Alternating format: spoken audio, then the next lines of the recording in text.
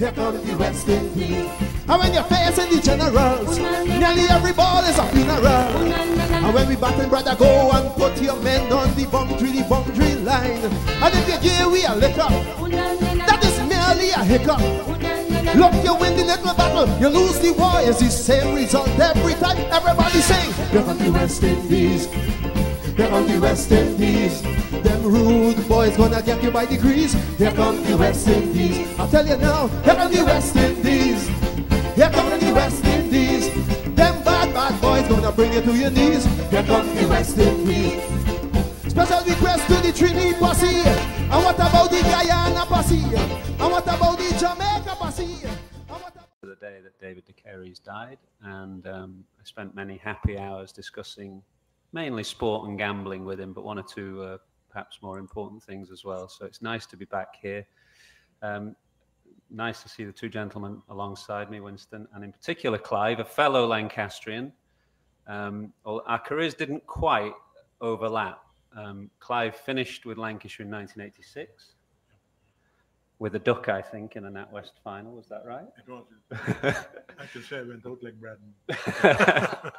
And I started in 1987.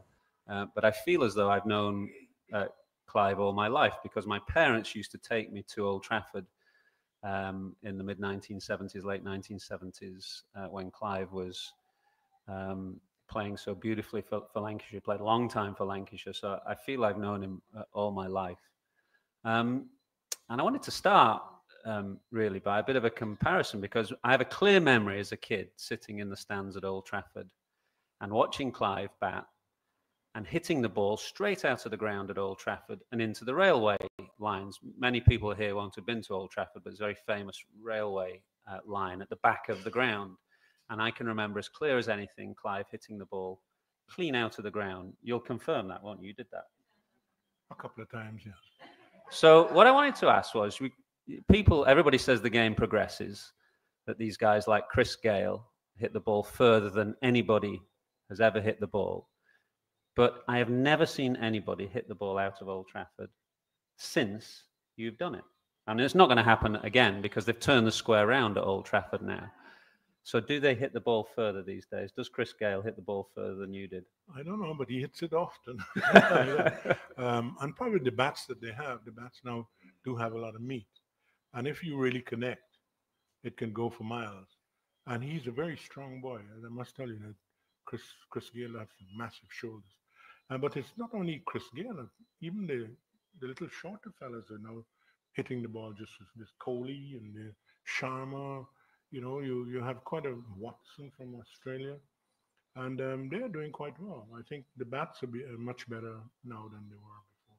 Well, I went to a bat maker. Gray Nichols were the bats that I used to use, and the bat maker said that essentially you can mishit balls for six these days. So in the old days, when me and you played, you had to hit the ball right in the sweet spot to hit it far. But they reckon now that the bats, the sweet spot is much bigger, so you can almost miss-hit sixes. Enough of that. Let's go back almost to the start. I want to go back right to the start of your captaincy, really, of the West Indies team. You took the West Indies team to Australia in about, was it 1975, 6 or 74, 5? And you got an absolute thrashing. You got beat 4-1, I think.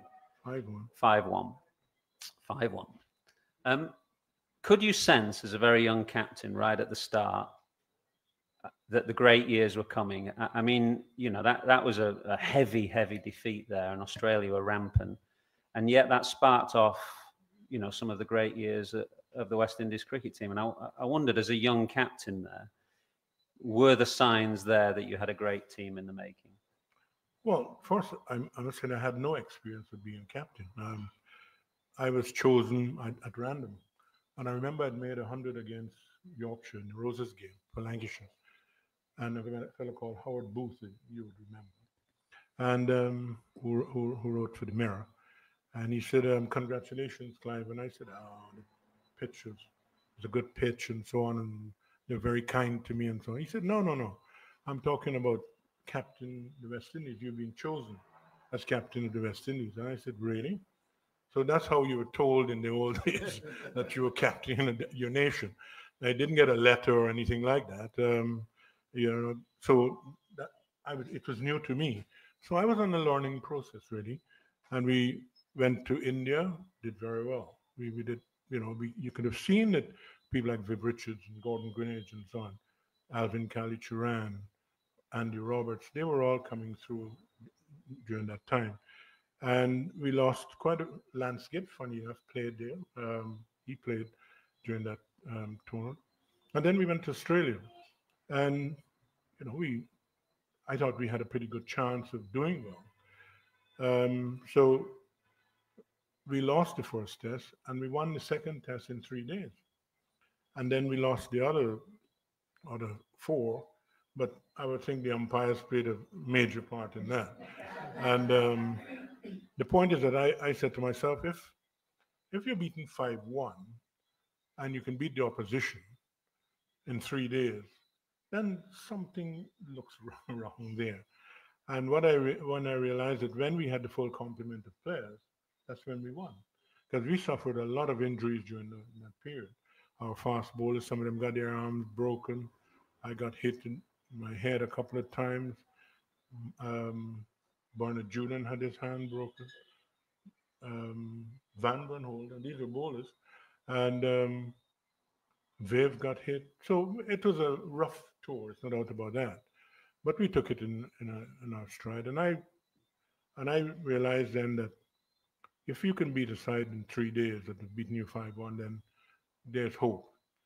And we went away and we worked at a lot of things, especially our training. Um, I don't think we trained enough. We weren't we didn't do well in that area. Um, and we had youngsters, and they were easy to work with because, as most mothers here would know, you bend the three while it's young. And the guys, for some reason, took to me. And I think as a captain of the West Indies team, it's not like India or England or Australia. You were captaining different islands with different attitudes and so on. Being a West Indian, it's not like being an Englishman or Pakistani. You're one country. We're several nations. And you had to bring that team together. And you had to work very hard because trust was important.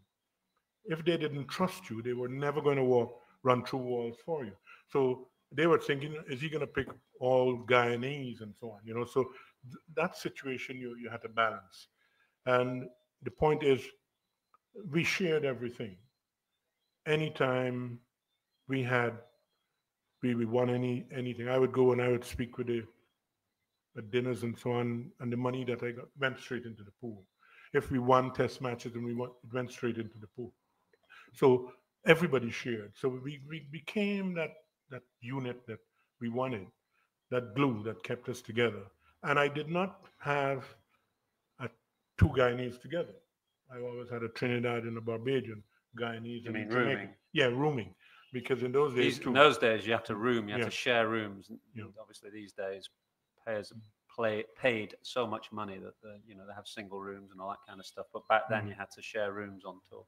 But I think that is wrong too. What they did, what they're doing now, because when you have a young player who's coming in his first tour, he wants somebody to speak with at night, and he has no one really. He goes to bed on his own. And the other thing too, I think the bribing situation, yeah, the bribing situation now with the match fixing, you have a better chance of doing that because he's on his own. But if you have a roommate, it's very difficult to do so. So I think all those things that we took into consideration. We didn't have an analyst. We didn't have. It was you had we had a sometimes we had a vice. I mean assistant manager.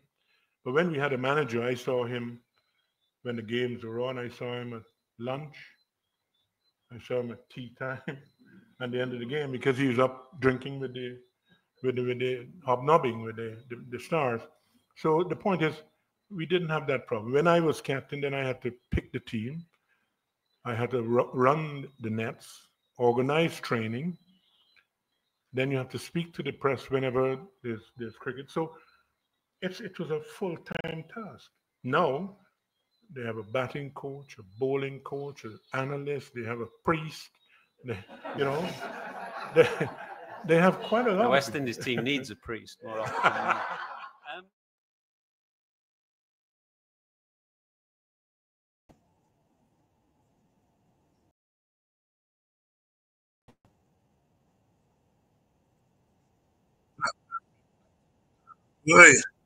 Good evening and welcome to Politics of One. Politics One. Welcome to West Indies Cricket 101 on a Sunday evening. Butcher and Adams with me there, starting off with the great Sir Clive Lloyd. Of course, when persons like myself, and I rather suspect, when we West Indians, when we use the word sir, we don't mean it in the colonial sense. You see, we have taken the colonial accolades and we have turned them around. Sir to us means that we have beaten and overcome those who invented the sirs. You know, just like the game cricket, they invented it and we changed it. They said to be technically correct, the ball pitches outside the off thump, you must play it on the offside. And we say, well, if you put 8 people on the offside, why we should play there? If you close the gate to the plantation, why we go put it through square leg? And if you're going to take a ball coming 90 miles per hour from outside the off thump and put it through square leg, you have to have tremendous skill. So Sir Clive Lloyd, I would say one of the 3 cricketing prime ministers of the Caribbean.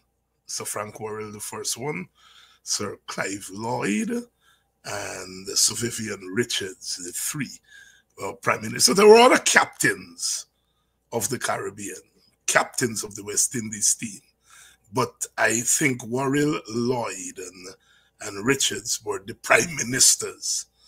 And every time I listen to Clive Lloyd, I reminisce on how lucky people like myself are to have been born in a Caribbean, and born in a Caribbean that produced that. I born in a Guyana. Tomorrow is our independence, and Clive Lloyd, of course, is a product of Guyanese independence. Born in 1944, started to play for the West Indies in 1966-67, the year of our independence.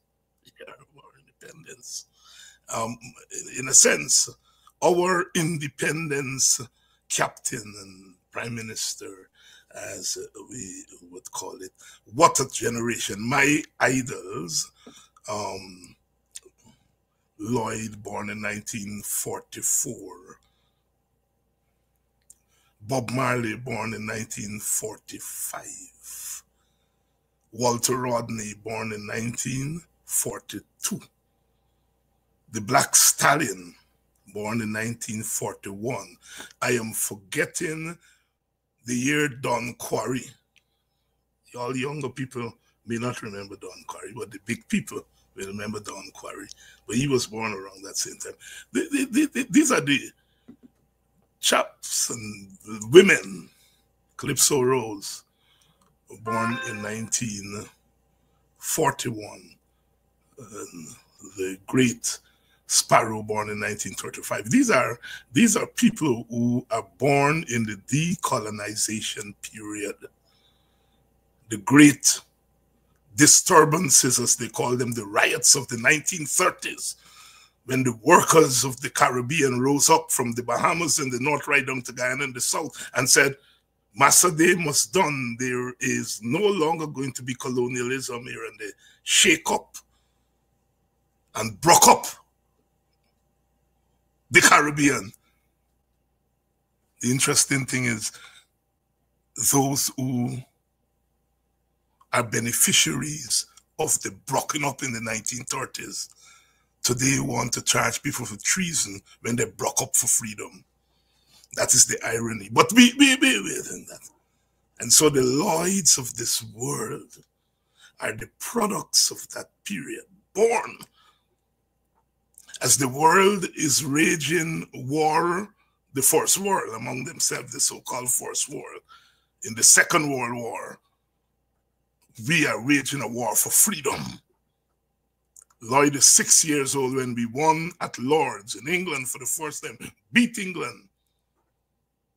Those two little pals of mine, Ramadan and Valentine, Lord Beginner and Kitchener, coming out onto the field. Lloyd is 6 years old. 6 years old. He's 14 years old as the West Indies Federation comes into being. Federation breaks up in 1962. Lloyd is 22, as we become independence. He's 18 years old as Jamaica and Trinidad become independence in 1962. 1961, Sir Frank Worrell takes the West Indies team to Australia. Someone put a note in his pocket. And when he got to Australia, he took the note out. And it was a note from C.L.R. James. If you win or do well in Australia, you will send a signal to the world that the West Indies is ready to govern itself. C.L.R. James used to like those little notes, you know. Kwame Nkrumah was passing through America after he finished studying at Lincoln University. And he passed through, I think, New York, and CLR was there, and CLR gave him a note. He said, when you pass through England, give this note to George Padmore. Well, in those days, you don't open notes when people give you. And he gave the note to Padmore and Nkrumah when he got to England. And what was in the note? CLR James saying to Padmore, this young man has tremendous potential. Take care of him, groom him. One day, he will be the president of Ghana and Africa. CLR James. He loved those notes. And Worrell didn't win statistically in 61.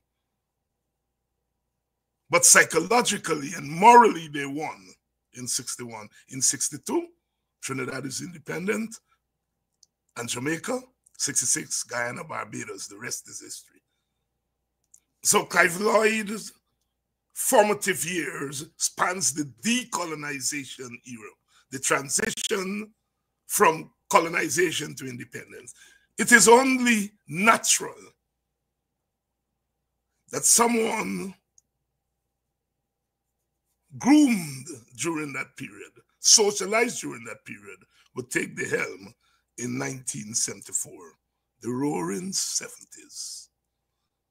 The 1968 Rodney riots in Jamaica. We want to be taught African history. Black is beautiful. The 1970s revolution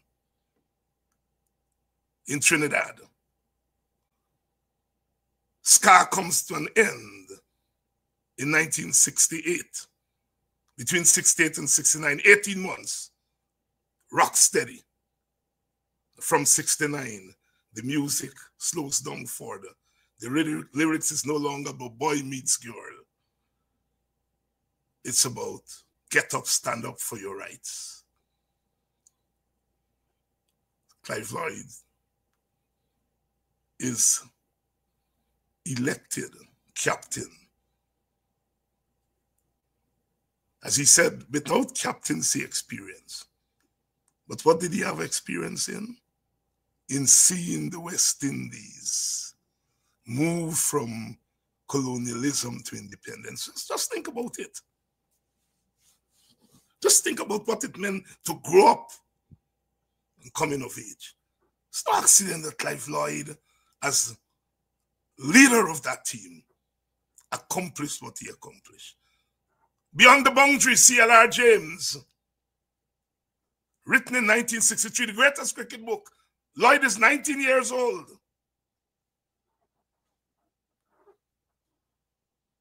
Good evening to you all. Tonight we are, of course, going to be talking cricket. I have my two friends with me here, and they're not responsible for my cricketing sociology. But I rather suspect they are much more steep than I am in cricketing sociology. You see, sometimes we don't know what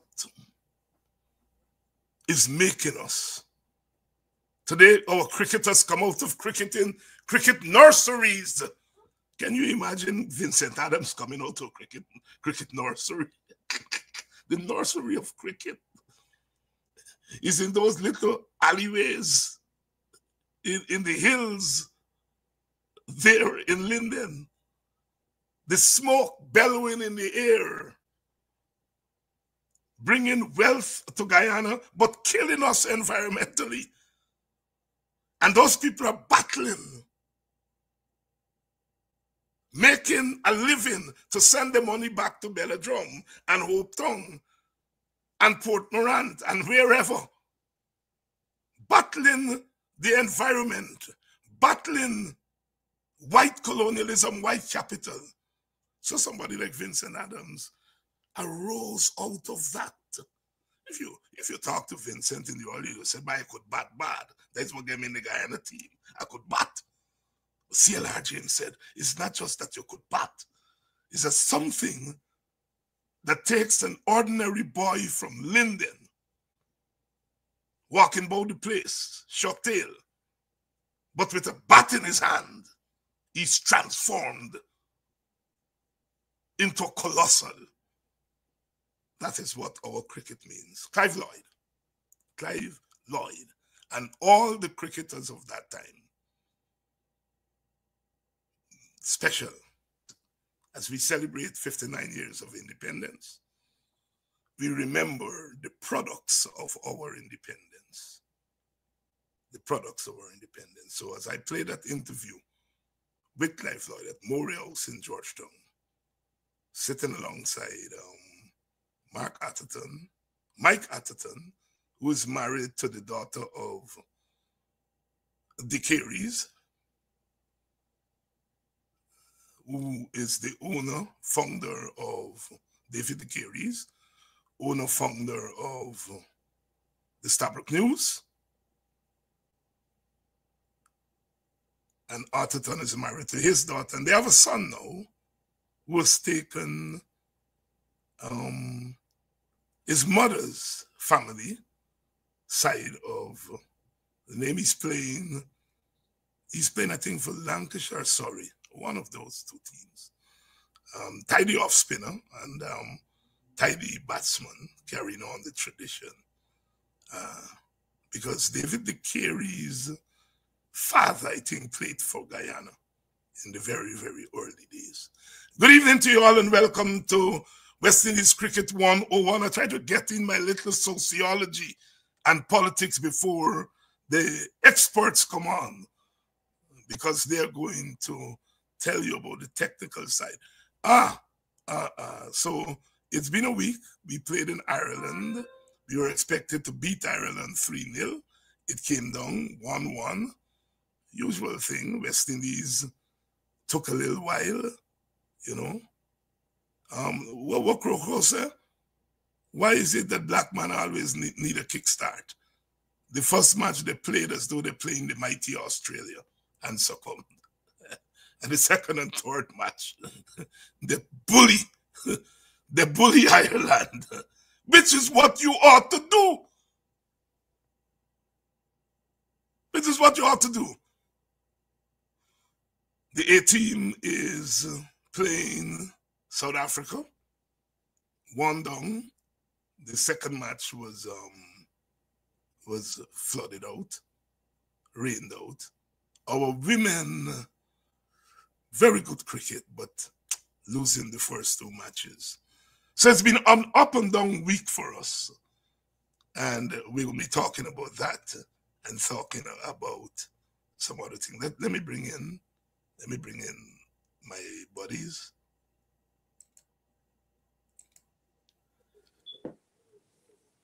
But I'm seeing you. Adams, I'm seeing your name. I think you've muted something. Your video is not on. Dr. Adams. My video is on. Well, we're not seeing you. Your audio is perfect. I'm seeing your video in the background. But once we come onto the screen, we're not seeing. That's weird. You. That's weird.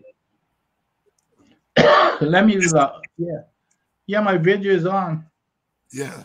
Let me check something here. Maybe you should sign out and sign back in. Yeah, let me do that. But while he's doing that, Sir Clive Lloyd, put him in perspective. He was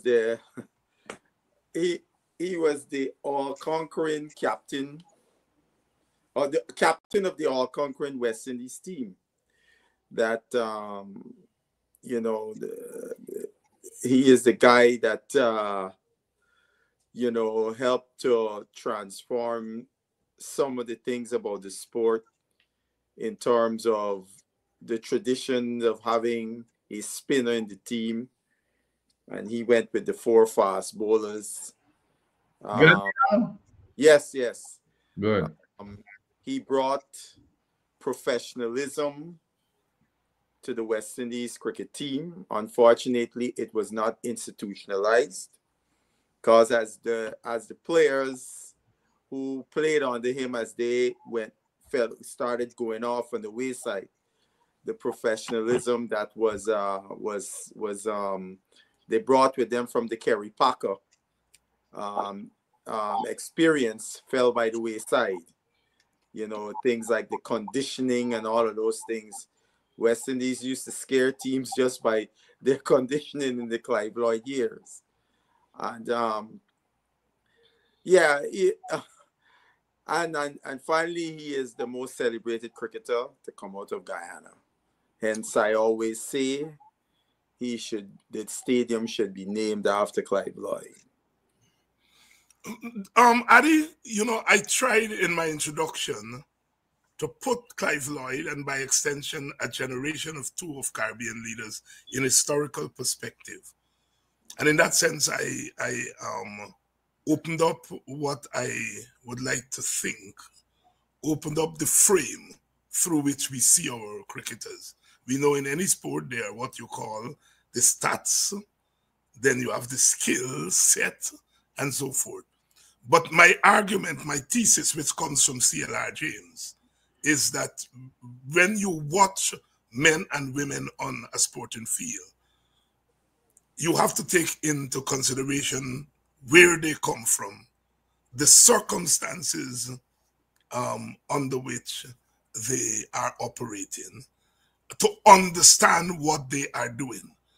And I try to, as I did, I use you as an example. You know,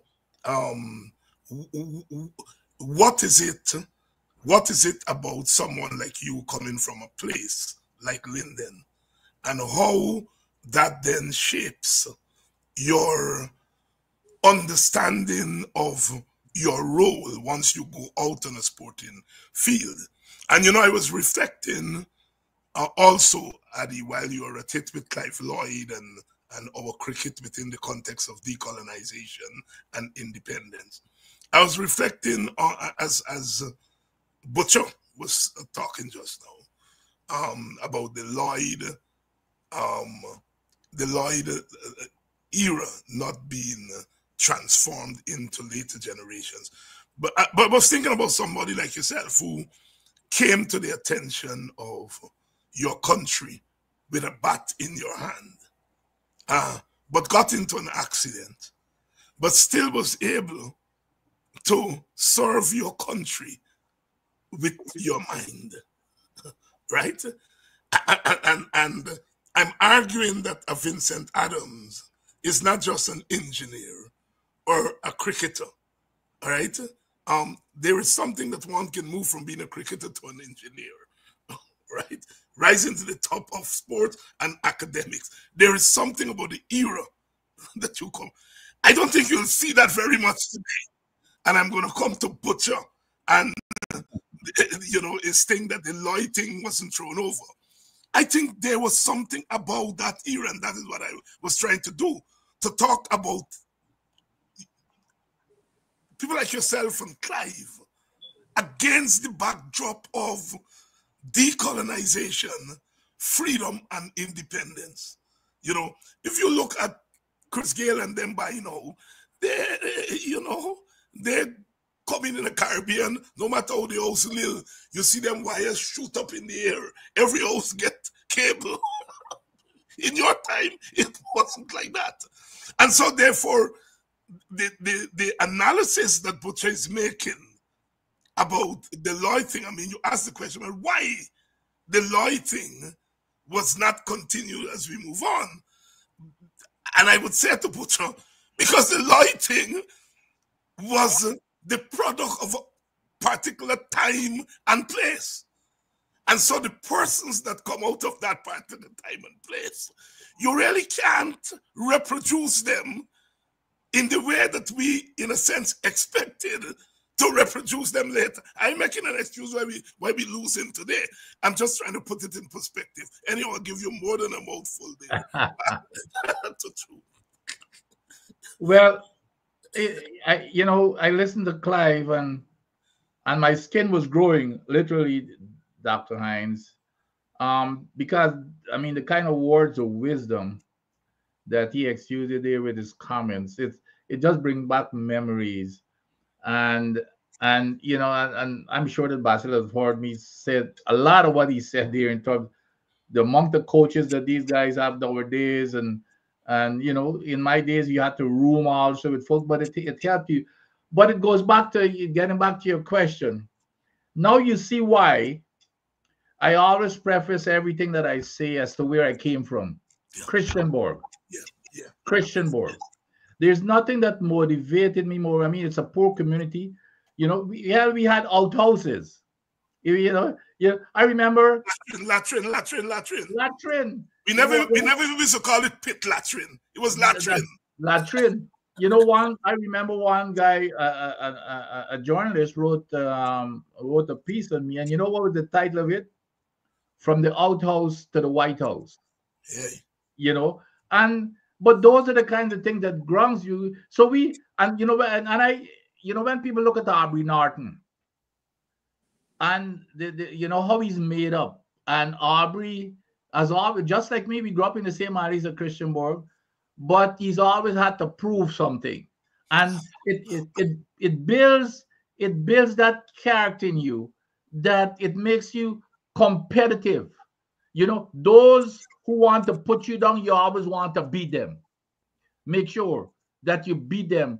Like I said, imagine when I was the youngster, the first that played cricket for Mackenzie, for Linden, but because I come from Christianborg, I would be representing Linden, and of course all the games is played at Mackenzie, and I'd be representing Mackenzie, and I'd be booed when I played at Mackenzie, even though I'm representing Mackenzie, and it's because I came from Christianborg. But those are the kinds of things that motivated me. It didn't scare me or intimidate me. So when I look at Aubrey Norton, I see all these criticisms. If they believe that that's going to scare Aubrey or intimidate him, it's going to motivate him even more. So that's the kind of culture I came from. And so and then of course in those days, cricket was everything. It was a young kid's dream. And then I was lucky that my mother couldn't read or write either. So I was fortunate that also she was my alarm clock in the morning. I used to get up and train every morning, 4 o'clock. It doesn't matter whether it's rain or she used to wake me up, do my homework and everything else. But you grow up in that type of environment where you have people who supported you. I had a young teacher that we played cricket. We played table tennis. I was a very good table tennis player, by the way. I at 14 years old, I was a runner-up table tennis championship for Linden. 14. But we had, I had this young teacher, and we would play cricket and table tennis and football and everything. But at night, I had to go study with him, or else I can't play cricket on the weekends, or I can't go and play table tennis on the weekends. So that was the kind of, people who took Basil Fado. I remember my only ambition was to play league cricket in England. And Charlie Davis, I remember Charlie Davis saw me in Trinidad and was arranging to go play with Brian. His brother was playing league cricket in England. And Charlie was arranging. And the same year, I'm looking forward to playing league cricket. Boom, here comes the accident. And I thought my entire life was evaporated, because here I am in the national team, looking, and I know that people like Everton Weeks just love me. So I'm looking for that path. And then I get into this automobile accident, and Basil Fada called me in his office one day and told me, listen, you could only play cricket until you're 30, 35, and everybody wants to be around you now. But when you get to that age, nobody wants to see you. They're going to be going to want to be with the next Vincent Adams. But if you get an education, it's going to stay with you forever. And I remember when I used to come down to Georgetown with Basil Fado, we used to go, when we come down in the morning, we go to police officers' mess. And then after the game in the afternoon, we go to the military, the GDF mess. So that's where the elite, the entire leadership of Guyana used to be. So here's this little kid. So when I look at, so that's the kind of thing that motivated me. I used to look at these guys that, I would like to be like them. So those are the kinds of things. So you don't do it by yourself, but those are the kind of things that motivate you, where you came from, the battles that you had to fight. Maybe if I was born with a silver spoon in my mouth and living I would never have gotten where I'm convinced. But here's the big positive side. When I look back at that accident, and even when I was working for the U.S. government, like I used to be responsible for an entire state, like Ohio or South Carolina. So, and of course, we were the biggest employees. So I was, I used to go and especially the inner city kids to motivate the kids. And I used to tell them, I said, the probability of anyone you making it to the pros is almost nil. And I would tell them my story. And it used to resonate. And to tell them, here, make sure you're prepared academically, because the probability of you making it any place is going to be almost improbable. But if you have an education, it's going to stay with you forever. But that's the lessons that I learned. And that's the way that I raised my kids. They were all athletes and everything else. But what cricket did for me, Dr. Hinds, more than anything else, it gave me that discipline and focus. I could have never done academically what I have done had I not played cricket. And to get up every morning, you train hard. You go, you focus, you're an opening batsman. You got to concentrate. That discipline is incredible. So when you look at a cricketer, these cricketers, they're not only as cricketers, a lot of people don't recognize after cricket. Look at Clive Lloyd. After cricket, you're a well, mature, developed human being. And because of that, cricket, discipline and focus are two attributes of our lives that it's so fundamental for our success. And that's what cricket. So it was both sides. Cricket gave me what I the poverty that I grew in, put me into cricket, got as far as I could have gotten, and then that gave me the discipline to succeed in life. Give me the discipline to succeed in life. I'm putting a comment on the board. We are discussing cricket tonight, but this is what our Guyanas degenerated into. This is what our Guyana. People look at me and call me a racist. Look at what one of our Indian Guyanese brother or sister has come here. We are discussing something very important. This is what they are. This is what we are battling. And so I just want to put it there for the world to see. Yeah. you know, people could write a lot of stuff on type on the computer. I always say, come and be a person, man or woman, and tell the person that to their face. You know, and I'm sure it's a fake name he got up there too. Yes. I wouldn't put their picture up and so on and so forth as to who they really are. Yeah, you can hide behind the keyboard. Yeah. But you took us in a direction, and thanks Thanks, Vincent, for that. But you took us in it because you raised a fundamental question, and that is that Lloyd created something, and that thing has not been reproduced in later generation. And I want you to elaborate and reflect forward on that question, because you pose a question. I suppose it's a rhetorical question, but so I'm going to ask you. But I want to preface your comments with a comment that an African American scholar made, and I'm trying to remember who it was. But anyhow, he said Dr. King could produce an Obama, but an Obama cannot produce a Dr. King. Right? And I'm saying a Clive Lloyd I could produce a Chris Gayle. And I'm only using Chris because they talked about Chris hitting the ball as far as Clive. Clive could produce a Chris Gayle, but Chris Gayle could never produce a Clive. And so I give you that philosophical intervention, and I remember who it was in a minute, a very popular African American scholar who made that point. So I want to preface your answer with that. Over to you. Yeah, but I just want to say something before I get into what I want to say. When you asked me to say a thing about Clive Lloyd, I had to hesitate for a minute because I known him since I known myself.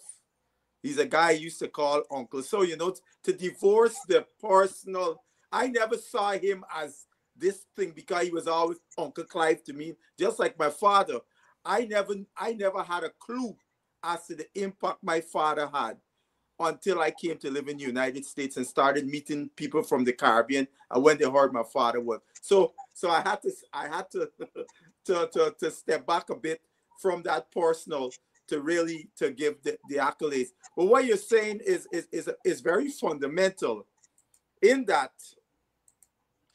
Even I would even go for to say Malcolm X, because many people in the Black Power movement in the United States and globally were inspired by Malcolm X to stand up and fight. And if you go around the world, there are two people you would see their pictures all over the world. Is Malcolm X and Che Guevara, the two of them together. You see that all over the world. More than Martin Luther King, right? Way more than Martin Luther King. And so in the same vein, Clive Lloyd created a structure in the West Indies team to move this team forward, because you would hear the stories of when they went to Kerry Packer and the lackadaisical performances early on. The story about Kerry Packer storming into the dressing room and saying they are X number of Qantas flights out of Australia every day. You guys could be on one if this is the performances y'all going to put up here. I mean, because this is probably the first jolt.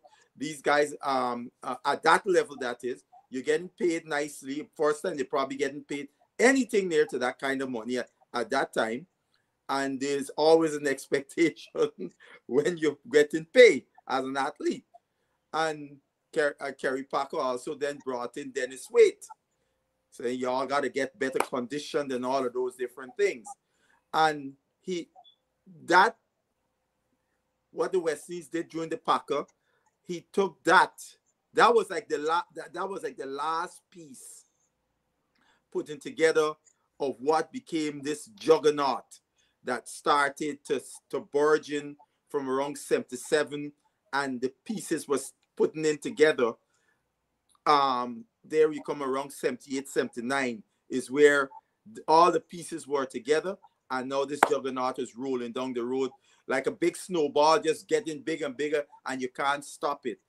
And what was the problem in West Indies cricket? West Indies cricket, although we had the structures in place, it was often based on the personalities who were in charge of those structures, right? So when those personalities came off the scene, often they were never a systematic process in how to maintain and to take that structure, make evolve with the changing times. So that happened with Clive Lloyd team. It got handed over to Richard, and as Richards continued, as the guys who were off and leave, and we get into the 90s, we could start to see the cracks becoming evident late 80s, because we were barely winning games. We were drawing a lot of games. We weren't losing series, but that juggernaut we were before, you could start to see cracks. Teams are close. You remember when Pakistan, I think it's 88, Pakistan came to the Caribbean, and there was some controversial umpiring decisions that some say if it had went the right way, they could have won the series and all those things. You started to see those cracks. And unfortunately, West Indies did not institutionalize what Clive Lloyd had brought for that international setup. That it was that they could have taken it into the 90s and so on. And as the environment changed, you just add into it to deal with that environment. And then also what was below,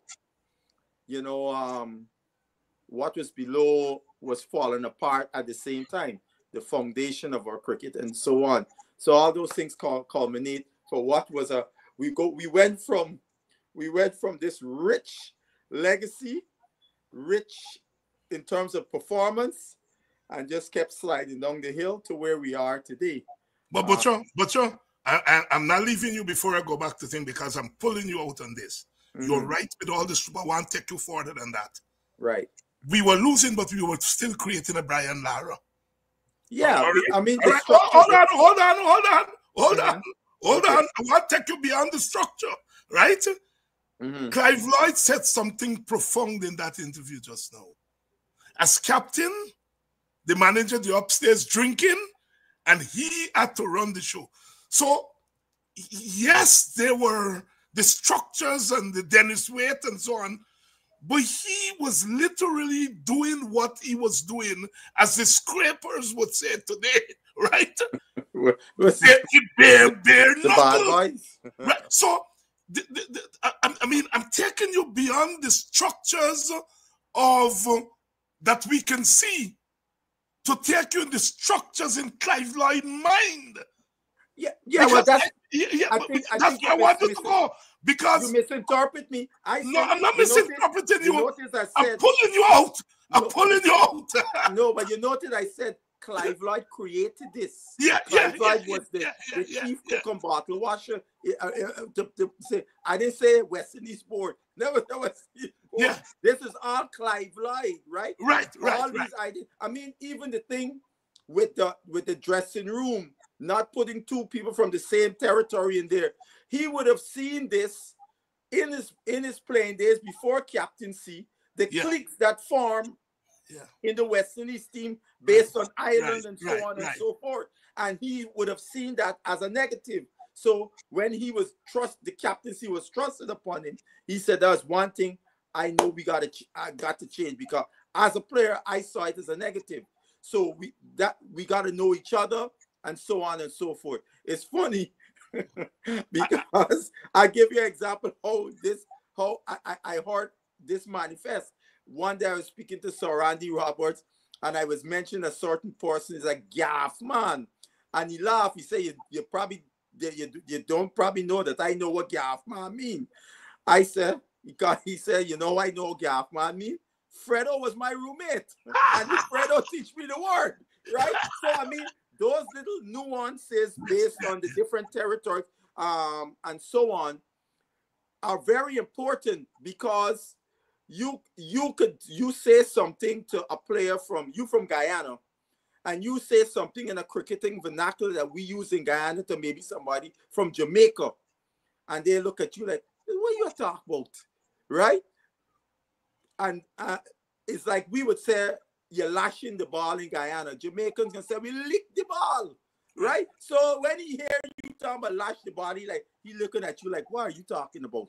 You know? So, but by y'all being in those proximities as roommates, you're able to translate those things, all of those things. Those things seem very minute, but they are very important for the camaraderie and the harmony that you and the sociology, sociology of the game. I mean, look, I always say, going using your sociology history part, when you talk to the generations who of the 60s who saw the Worrell team and the Sobers team, a lot of them would always refer to those players as great. The adjective is always great, even though the numbers of the players may not be, what you would standard would say great. And that's because, again, the background using sociology and history, West Indies, Caribbean countries coming out of colonialism are becoming newly independent nations. And these men went to England and beat they just not beat the they destroyed the colonial master. So in the eyes of those people, those men were colossals. That's why they say as some old timers would tell you, they put us on the map, so to speak, right? And it's on those shoulders the Clive Lloyd team stood upon. I mean, I was just reading Mr. Croft, Colin Croft, wrote an article talking about Chase in the Kaitro News, and he spoke about that. That the world beaters, our Forest Rail world beaters, was the 60s guys, and Clive Lloyd them took it to a new level. Yeah. And thanks, Basil, for raising this question tonight, because I think, and I am guilty of it too, I think sometimes we are too hard on these youngsters today, because what we are doing is that we are trying to take them out of their context. So when I said a Clive Lloyd could produce a Chris Gale or a Etmire, but a Etmire cannot produce a Clive Lloyd. That's because I think we are trying to take the Etmires out of their time and place and to put them into Clive Lloyd time and place. We had begun to lose, as you said, in looking back, that 88 versus Pakistan series, where we barely pulled with Winston Benjamin and I think Dujon in that partnership, right? Mm-hmm. The crack started there. Yeah. But in that 1988 series, we discovered a Courtney Ambrose. Yes. Who went on to be a great. So the Lloyd era, has begun to decline, but we are still producing a Lara, who is our first millionaire cricketer. Not. We will never say a Lloyd is our first millionaire. Lara is our first millionaire cricketer. Yeah. But you got to go back to understand Lara as a millionaire cricketer. You got to go back to 49, 48, 47, when, as you mentioned last week, Sir Frank Worrell, who they've called the first Bolshevik cricketer, strike and say, not going to India if you don't pay your certain wages. Lara is the product of that. All right. Lara, we are declining, but we are producing Lara, who's incomparable when it comes to batting all the 501 without a sweat. Team does about 3 times to make that. So we are declining, but we are still producing the greats. All right? And I think when your father died, I wrote a column. And I said, we cannot understand and locate Chandapal if we don't go back to Butcher. Because Chandapal style and the role he played in the team of flashers, all right, we have to go back to Butcher. All right? And Butcher handed that baton to Larry Gomes. And Larry Gomes handed it to Chandapal, and Chandapal handed it to Braithwaite. All right? Your father is then creating a tradition, and we don't see it unless we look as James would tell us, look beyond the boundary, all right, to see that there's a tradition. So I think sometimes we are too hard on these youngsters because we are expecting them to create a Clive Lloyd. Because Clive Lloyd laid the path for them and create them. But they will never create a Clive Lloyd because they're coming into being where they could be millionaire cricketers by going out and lashing a ball for 3 hours, and a man come in and face 10 balls and call himself a finisher, and he becomes a millionaire. Mm. He's obviously going to view his role out there differently, Adams, from you playing your role. Adams, talk to me. No, it's a big difference in terms of the cricket generation, the gap, and what we talking about a lot of things here. Yeah. And that's very profound. That just one statement that you made here, that a Chris Gayle cannot produce a Clive Lloyd, but a Clive Lloyd could produce a Chris Gayle. It comes down to, is there, I always like to go back to the corporate world, if you will. It's about leadership. And the one thing that has been missing, and when you compare, you talked about, okay, we were losing, but we were developing the Laras of the world, and that's where what you have revealed there is the biggest gap that I had seen in cricket, and the biggest mistake is not to get the Clive Lloyds and those folks to come and run cricket in the West Indies. Yes. Then from the day West Indies turned over the administration to businesses, to businessmen and money, that's where everything started. Now I understand it. T20, these kids are making a whole lot of money, but we've moved away from this whole tradition of people like a Clive Lloyd. Could you imagine if Clive Lloyd was a leader? And I talk to him all the time. Clive, you see what you heard from Clive there? That's how he is. It's about a team. It's not about what Clive or what he wants. But you can't just go and bully people to be part of a team either. When you listen to Clive, that when he talked, and I didn't even mention this, Clive, and he always looked at people, and you always was interested in people and support them in whatever way they can. As a little boy coming up, I just played youth cricket. Clive used to send me a bat every year, a bat and a pair of gloves. And you know what was funny? Clive, in those days, they had the left-handed bats and left-handed gloves, and right-handed bats and right-handed gloves. So I was a right-handed player, and I used to use Clive left-handed gloves because the difference is the thumb. The thumb that was got a big different thumb. But I used to use it, and I used to use this left-handed because the left-handed bat had a groove. If you're left-handed, got a groove on the inside. The right-handed got a groove. It wasn't flat. And the bat, before Clive gave me that bat, I used to use a short handle bat. Clive bat was a long handle, and it was the heaviest bat on the planet. And what that did to me though? It changed my style. I couldn't cut anymore, which was a good thing. I became like a pure driver. Because the bats are heavy. It's more difficult to cut and that type of stuff. The only two people, when I was at DCC, the only two people used to use my bat is myself and Blairy. Nobody else could use it because it was so heavy. But every year I used to get, the confidence that instilled in me, you walking out with a Clive Lloyd bat or Clive Senate, first of all, you don't want to disappoint him. And that comes back to that kind of leadership and influence that it has in you.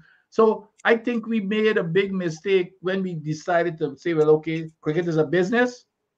I'm not saying it's not a business, but you got rid. I think Clyde Walcott,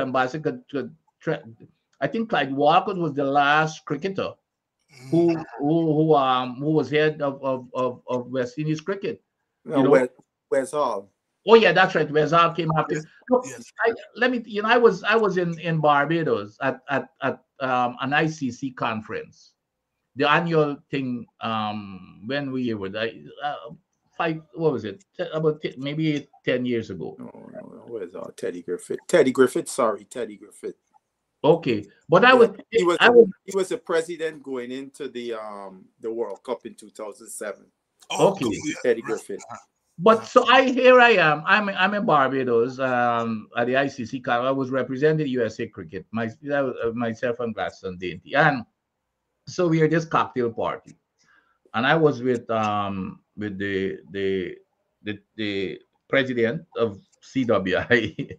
I'm not gonna call name at that time, but We know so who it is. so we're standing there chatting, and here comes Gordon Greenwich passing. So Gordon stopped. I shook his hand. Gordon didn't say anything to the president. So now I'm thinking, well, they probably spoke during the night, and so when he walked away, the president told him, all of them believe that they know everything. Mm. That was when after that I learned that they do not even speak to each other. So here it is, the president of CWI is saying that them cricketers, them star ex-cricketers believe they know everything. So that is the kind of thing that now when you listen to Clive Lloyd and Basil said it, Basil said Clive and them they played and he recognized certain things that I wouldn't do if I have anything to say. For example, I want to cut out this insularity stuff or my question of insularity, or if, for example, if my captain is from one island and he's given even in my mind it may not be happening, but I'm going to be suspicious that if somebody gets to play in front of me, I'm going to think, well, it's because they come from the same island. But when you start putting them together and you're getting to understand the different culture, and it instills a lot of confidence in that leadership.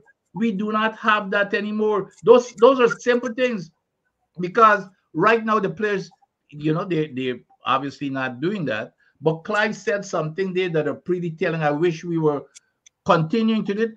And again, Clive mentioned something here, but the manager nowadays, I've always said this.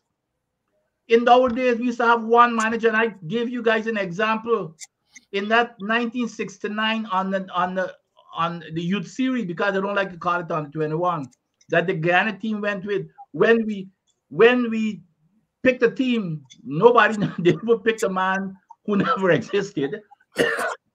Yeah, they picked a man who never existed. We got there. Nobody knows each other in the team except myself and Kitiran and Madramoto had played before. Nobody else knew each other, never seen each other, never played with each other. We went there with a manager that we never saw. And guess what? And we were on the 19 team that was playing in an 21 tournament. All the other teams playing on the 21. We playing on the, and it was me and Kitiran. Kitiran was the captain, I was the vice captain. And we won the tournament in Barbados. And but again, what that does, it brings everybody together. When you got a manager and you got a coach, a fielding coach, you got a bowling coach, I don't believe in them. I don't care if nobody could convince me, okay, that it adds value. Okay, when you got to that level, it's just a little bit of tweaking. I know when you go to the nets, even the players used to say, hey, or even the manager, because the manager is normally an ex-player. But so is everybody for themselves. Okay, coach, all you're dealing with is the coach. And so it's not the same. Nobody could convince me that these coaches are adding all these coaches are adding value. Yeah. But the point I'm making, it goes back to these old templates that should have been involved in the management and administration of cricket, because they bring that experience, that they understand the thinking of players. These guys do not understand the thing of, I just gave you an example of the president of CWI, a resentment for the ex-players. That's we've got a lot of that is causing our problems right now. Yeah, but so you got us in this trouble tonight because you raised the question about the Lloyd era not being reproduced, and so you got us into this discussion. But so I'm coming back to you. Look, as I listen to Lloyd there, I'm thinking your manager your manager back then is your titular president, Arthur Chung. All right, nothing to do All right, the captain is your prime minister. You got to pick the team, which, like the prime ministers, they have to pick the cabinet. All right, and you see that division of labor there, but it's a division of labor that takes into consideration the particular. I've always rolled in my head whether the structures and the structures that are successful with other teams, whether in effect our application, our borrowing of some of those structural models have not contributed to the faster demise of our cricket. Because I think as you listen to Clive, we are the only country in the world that is not coming from a single country. So there are challenges about the Caribbean that you can't replicate in New Zealand and England. And I think sometimes as we try to get back to the glory days, we are looking to these models that have been successful in Australia and England and trying to use them, the whole thing. So one of the things that I think have helped to really destroy morale in Caribbean cricket is this thing about foreign coaches. That thing can't work. It may, when a New Zealander is the coach of England, is a white man be the coach. Even them white players and thing. When you bring Dyson, a man who was a third-rate cricketer when we were in the world, and you get Gordon Greenwich there, I'm coming out to Adam's point. So you bring Dyson, who was a third-rate, you get a Gordon Greenwich, a Vivian Richards. These are men who have created history that never happened before and will never happen after. But you are bringing a white man, Dyson, a third-rate cricketer, because he gets a certificate, and putting him to coach the Caribbean. Now, if a white man come for coach me, manners will say to me that I won't tell you nothing. But me, I'm taking it seriously, because I come from Buxton, right? In Guyana. I can't take a white man seriously in that sense. All right? I'm going to read the books. I will study his thing, but when he's coming to mold me, I say, especially when I look around and I see a Gordon Greenwich, a Basil Butcher, a Vivian Richards. So I want you to deal with this question, Butcher, of the borrowing of models, the businessman as the president of the board. It's not a Caribbean thing. We have not come out of that culture, all right? We have come out of a different culture. And so I think the superimposition of these models have been inconsistent with our culture and have helped to push our cricket further into the doldrums. Who am I but a mere mortal? You are Basil Butcher's son. Talk to me. I remember a former great West Indies cricketer making a statement that this was in the 90s, before our first businessman became president, Pat Rousseau. Yes. That we need. Pat was there before Gordon? Yeah, he was. Gordon from Trinidad. Gordon came in the 2000s. Okay. Yeah. This former great West Indies cricketer said, we need a business guy to be ahead of our cricket. President of the board, Pat Rousseau. And I told my father about what he said. And my father looked at me and said, he said that? Put who to be the president of West Indies board? He said it's a damn shame for him, a cricketer of his caliber, to make such a statement. No, I say that to say this. As we all know, the 90s was where cricket now was starting to become a money sport. The TV rights and all those things coming into cricket. So it was because it went from a semi-professional sport, if you will, to a full-fledged professional sport, entertainment, blah, blah, blah. So making big money. So obviously, because how running an amateur board, you had one person with Stephen Kamash, we got to be more professional. Yeah. You got to have a business end. But that's where they throw the baby out with the bath water. The product that you're producing are cricketers. You have to have people who understand that process to still be in charge of that process. You could have business, they deal with the business, and as we look at all professional franchises in sport, they got the people who deal with business that don't have nothing, absolutely nothing to do with player development or the player performances, etc. And that's where we threw the baby out with the bathwater, right? Because these guys, these technocrats, I like to use the term, these technocrats that took over, they like cricket, but they don't understand the nuances, etc., of what West Indies cricket is and how West Indies cricketers develop, and the environment in which we developed all these great cricketers from all the various territories. They didn't understand that. They didn't understand that with the changing of the environment, and Vincent could speak to this, in the era where Vincent and those guys played club cricket, they were playing match club cricket with test players, the current national players, everybody was playing, right? That environment started to change in the 90s.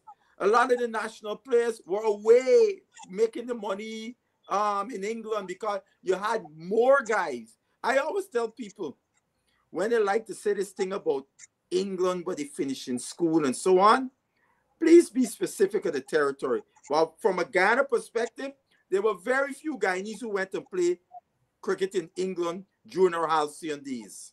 Very few of them. You could count them on one hand, right? It's in the 80s where that situation changed, right?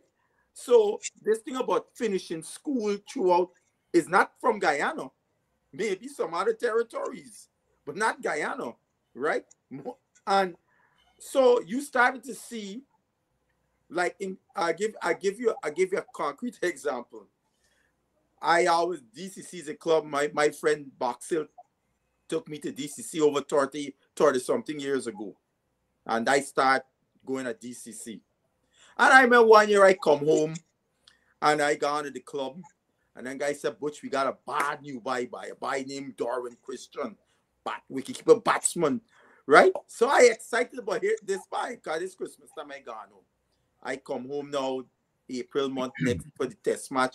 Club cricket still going on. I turn up at the club playing a first division match. So the first question I asked, "Is Christian here?" And I said, "Nah, man. Christian there in Trinidad playing club cricket making money." Right? So I never see Christian play cricket until he played for Guyana when they streamed the thing. That's the first time I can see Christian play. I think it was yes, that's the first time I can see him play. All the years, every year I go DCC, Christian in Trinidad playing cricket to make money. And that was where, speaking specifically of Guyana, you started the club cricket in Guyana, the demise was, it accelerated, even to the point the president of the then president of the board, Chet Ram Singh, acknowledged it's a problem because you're now starting to see guys who would never play first division cricket playing first division cricket because a bunch of the players were in Trinidad making hay. During that same time is where the Bravos, etc., came out of that Trinidad environment, because now Trinidad cricket was getting the boost because not only guys from Guyana were going there and play club, Barbados, Jamaica, all of them. So now their club cricket was up here. And you remember there was a period of time, the 90s, early 2000s. So when you look at the West Indies, you could see 7 Trinidadians on the team because all the top players coming out of Trinidad. So if somebody was really paying attention, those administrators, they would look and say, wait a minute. The club cricket is where it's at. And we have to come up with a way in which we can make sure that the club cricket in every territory, how we can raise the standard. Because we see Trinidad with a higher standard club cricket producing quality players, whereas the rest of the region is not doing like that because of the high standard of the club cricket. They didn't do that. And then you would see, I always say this, what they did, and I'm repeating a word my father said to me, all these guys doing is putting in piecemeal, piecemeal, piecemeal, piecemeal, when there needed to be a transformational process of our cricket environment, because it was no longer the environment of Vincent Adams, etc., came out of. That the same countries got the same name. The environment changed. The challenge is different now. We got to produce world-class players in a whole new environment. How are we going to do this? We can't do it like the way when the Vincent Adams and before him was coming through. That structure is not relevant to how we going to produce our world-class cricketers. We just put in a little piecemeal, and all the piecemeal was up at the top of the team, forgetting about the foundation. You can't build a house on sand, because the house going to crash eventually, right? The foundation was deteriorated, and it continues to this day, right? So that is where, because again, to a youngster in today's environment, as you kept talking about, admire, can't produce, etc. A youngster in today's environment don't even know about the players that preceded him. That was never part of West Indies cricket. All the players who were up and coming knew about the guys who played before them. Those were the guys who inspired them to want to be what they wanted to be, right? I mean, now today, I mean, it's a different thing today. When you hear a young West Indian, you ask them who's their favorite player, and a lot of times it's not a West Indian cricketer. It's not a West Indian cricketer. That was not something. Oh Lord, that was not something. None of the three of us here could fathom that our favorite cricketer would be somebody not a West Indian cricketer. They were the ones who wins. They're the ones you looked at and said, "Bye." The man be like the man, bye. You go home and you're practicing. You want to be like John Jones or whatever. That was somebody that we could really identify with, just like we. All of those things add up to where we are, and we couldn't replicate. And these players today can't replicate, as you say, Clive Lloyd and so on and so forth, or so on, because. And just end with this. I remember the late Keith Aaron that Vincent talked of. Keith used to tell me, he said, "Ma, when we play on the same field with you, father, just watching him alone was an education for us, right? Just watching him, how he carried himself on the field when he was batting or fielding, it was a learning experience every time we had that opportunity." No, the Hetmeyers and all of them won't even come home and play with the little boys. With them little boys, yeah. Right? Adi, I'm glad we're digging into this. We didn't plan to go in this direction today. When we start gaffing, I want to say this though, Dr. Hinds, before you think of Vincent. I think this discussion is very important, because we have not had the serious discussions out open like how we're talking it here. A lot of these discussions, Vincent will tell you, we have them all the time in behind closed doors amongst ourselves. And I think it's important this discussion to go out into the public sphere. We have a public debate and discussion on this issue, because we can't continue the way we're going. Vincent, you know, the events in our country over the last couple of weeks and the whole notion of the scrapers and so on. Explain what scrapers mean, please. I want to make sure I got this term down pat. Well, for me, the scrapers are what the Jamaicans would I was a scraper. They call the sufferers, the working class poor men. Okay. What in America they call the underclass, the black underclass. Or the Marxist Leninists call the Marxist Leninists call the lumpen proletariat and so on. Right?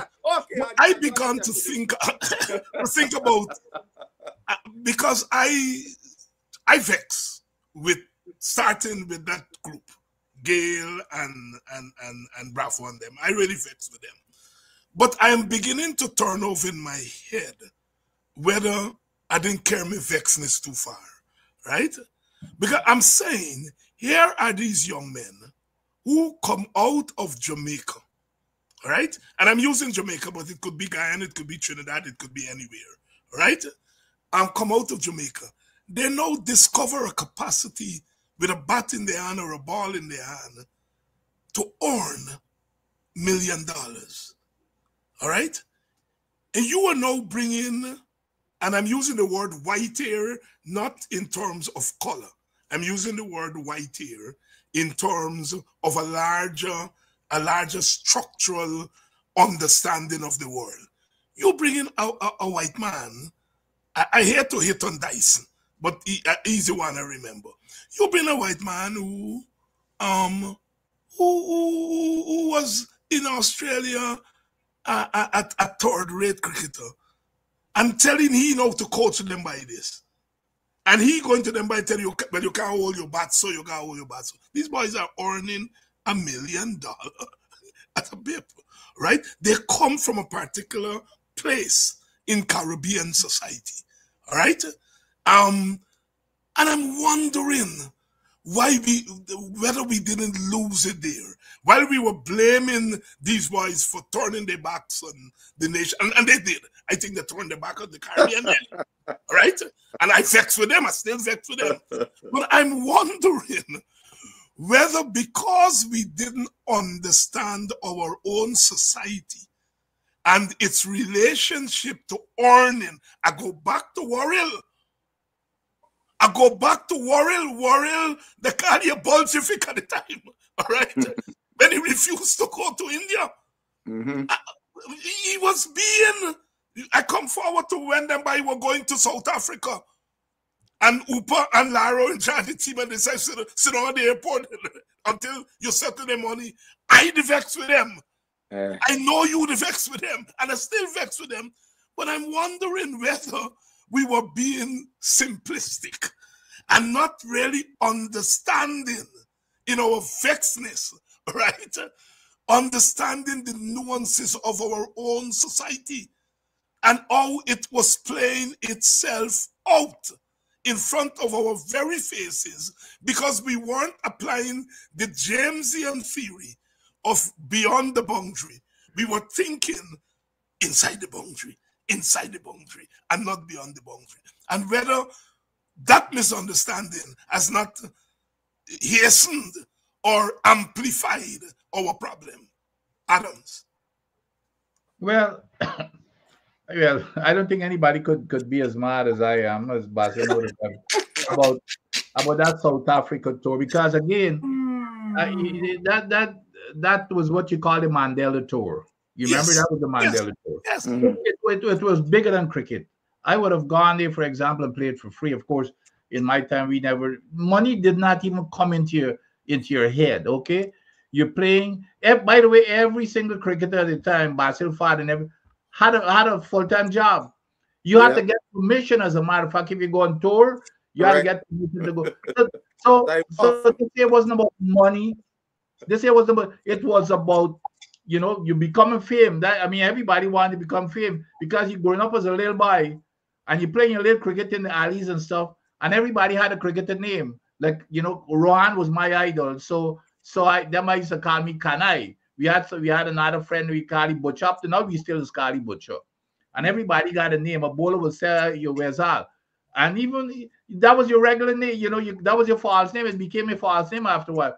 So it's for that fame that you look for one thing, and so money was never. So that's what changed. But however, you can't be too hard in the play. I give you a vivid example of when you have, you guys hear me all the time. It's all about leadership, okay? It's all about leadership. Whether it's a country or a corporation, or I don't care what it is. It's about leadership. But when I look at, look at Clive Lloyd. Clive Lloyd exudes leadership. Look, he even said how he was chosen as captain. Look, compared to Clive Lloyd, how he selected to this recent thing with Chase. Now, it's not about Chase, but we go on to these things that don't mean anything as far as I'm concerned. How you pick your leader, how you pick your captain. It's ridiculous. Okay, now but we getting back to to what I think is a fundamental issue here, which is the people who has the experience, who understands the players and the culture and their thinking. They're not even getting them involved in running West Indies cricket. I give you a good example of, here's the CWI chairman, and here's a great ex-player, and their enemies. And the comment was, all of them believe that they know more than everybody else. Now, so that tells you that, here, let me tell you something that resonated in me as to what the heck this is, to me, was telling me that is the problem of West Indies cricket. Because Correct. if the great players you talk about, that's why and that's why, Dr. Hinds, that is why you see foreign coaches coming in, because it's the guys on top there. They've got to make the decision, and if there is that divide between the people making the decision as to who's going to coach these players and the ex-players, that is why they go and they bring in people, Yes. so that is it. That's the fundamental problem. Look at Clive Lloyd, Dr. Hinds. Clive decided, I can't remember the year, but I still probably remember, Clive put in his name to run for the president of CWI, and Guyana did not even support him. Did not support him, yes. Yes. Guyana did not even support him. So those are the kinds of things that we have to deal with internally. Imagine in West Indies cricket, you don't got nobody. Well, of course, we got a coach now for all three, for all three formats. But the point is, you've got to focus. Even here, and I always go back, even in the United States government, for example, that run the United States, the country, the United States, we do not go and go look for any. They look internally first. When we advertise for a job, especially in a leadership position or even an engineer position, it has to be local. The only way you can go outside is if you do not have a qualified person. So that's the kind of thing we need to inculcate, to say, well, okay, if you need a coach in the West Indies, you got to prove that you cannot find anybody in the West Indies to perform that coaching function before you go outside. That's what it should be. Coach, it's been an up and down week in West Indies cricket. Mm-hmm. We have 3 simultaneous series going on. Mm-hmm. The senior men are in Ireland. Mm-hmm. The A team is down there in St. Lucia, and the women are playing against England. Talk to us about what has transpired with the women, because we said last week that we were not giving enough attention to women cricket, and we're getting that. Yeah. So talk us through. I think we played some good cricket there, but the results did not. The results weren't surprising. I mean, it's Haley Matthews and the Matthewers, if you will. You remember when they used to have Michael Jordan and the Jordaneers, we used to call the rest of the Chicago Bulls. That's the West Indies women's team. The only reason we look like half decent in the first game, Haley made 100. Haley out early. We see what happened in the second game, right? So all those things are, and I was recently on a panel of a show, and they had the captain of Jamaica, the Guyana coach, and the Barbados captain. And because of my, the question, and all of them to a person are not, for one, the young lady from Jamaica, and I was very impressed with her. She said the Jamaica Cricket Association tell them they don't have enough money, they don't have money for female cricket. So they play one match and then pick a team to go play in the tournament. They don't play a lot of much cricket beyond that. It's similar in Guyana, right? They put together the women to play inter-county. All of them play one match. They pick a team and they go to the tournament. I would say this out loud. I hope the Guyana board is not patting their backs, patting themselves on the shoulder. They say, oh, Guyana won the T20 tournament, so all is well with Guyana cricket. No. Look at all the Guyana players who are on the West Indies team. Any of them look like they could compete at that level, including the captain Campbell, who played over 100 and change in both formats and averaging 20 or less in both. Right? So it tells you our women cricket, as I said, is in ICU, on life support. And it's gonna take a deliberate, professional process to resuscitate women's cricket in all the territories, that we can lift the standards of our women cricketers, that we could feel confident when they walk on the field with any team in the world, they will be competing and not getting blown out of the park. Right? That is where we are with our women's cricket. You know, it is absolutely an abomination what all the territorial boards are doing vis-a-vis women's cricket. And you know what's funny? The territory that play women get to play more organized cricket than all the territories. They got their pants beaten off them, i.e. Barbados. And why? Why the contradiction? The contradiction is that whatever they're doing is not producing quality players. That is a contradiction. Now just think about it. We're not producing quality players with the men, and their cricket is more organized and they play more cricket. What do you think will happen to the women? Just put those two together, you know. So that's where we are with the women, you know. And I'll say this, Dr. Hinds. I don't think we have adopted the models in any totality from other parts of the world in our cricket, right? We have some unique challenges because we are a bunch of independent nations, which would mean there has to be more vigilant oversight by West Indies Cricket Board and all the territorial boards as to what their job is supposed to be doing in the territories, and be held accountable accordingly. But the best practices of how you develop elite cricketers is a universal thing.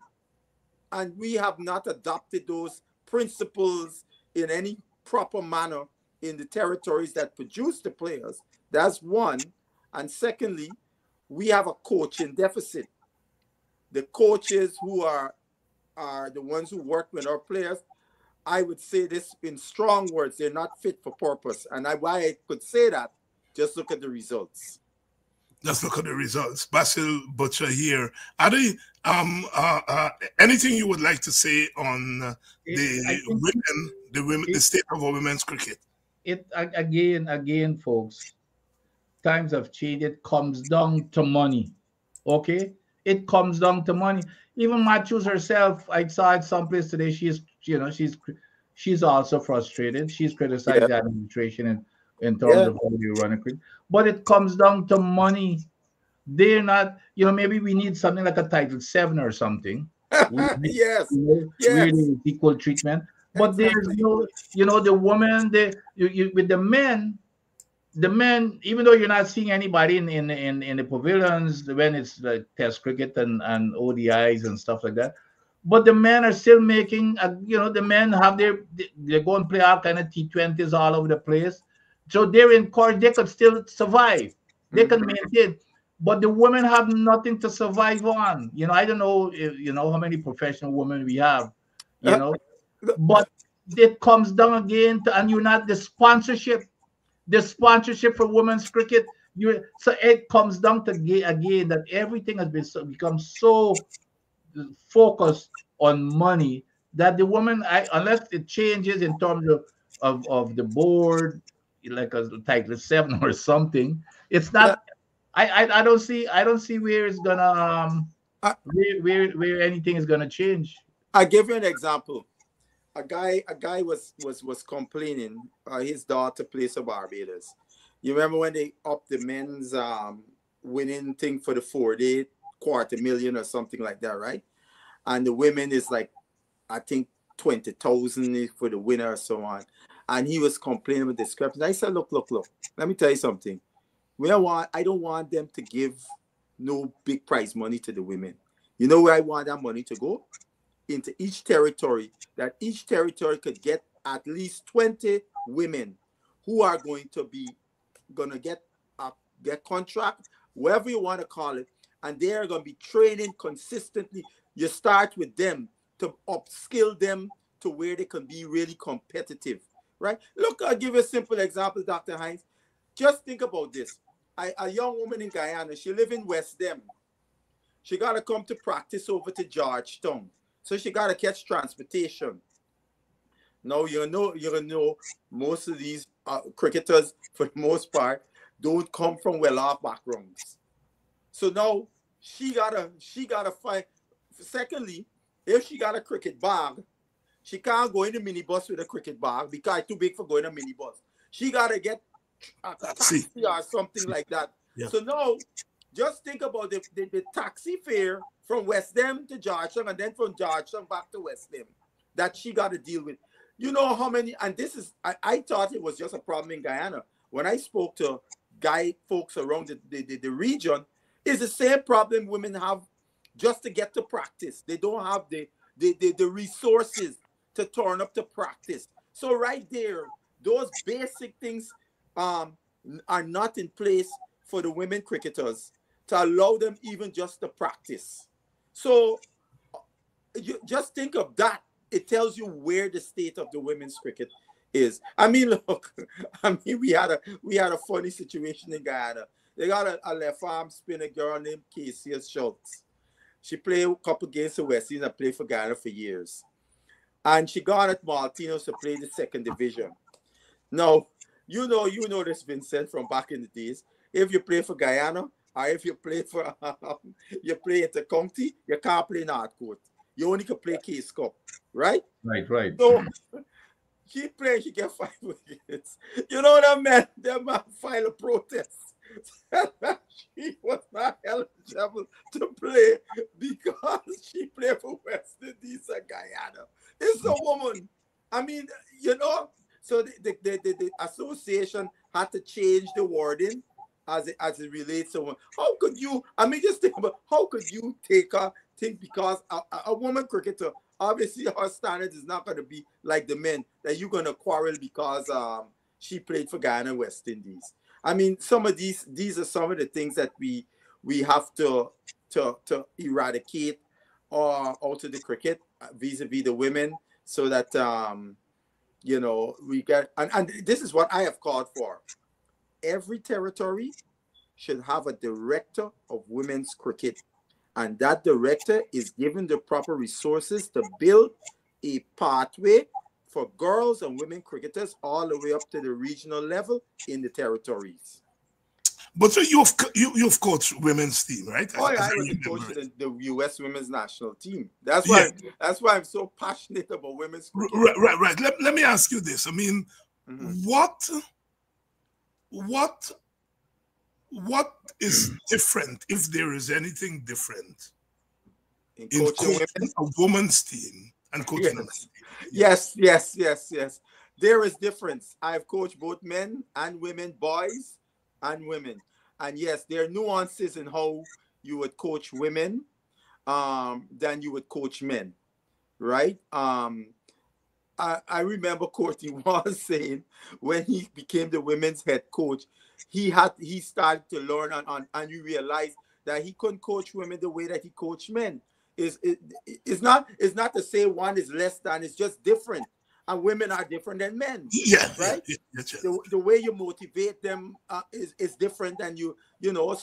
There could be some crossover, but you have, and even, I mean, I would say this. I mean, it's something, a simple thing like this. A woman gets a cycle every month. You as a coach got to be sympathetic to those things, because you're going to understand she will not be at her optimum when that is going on for some women.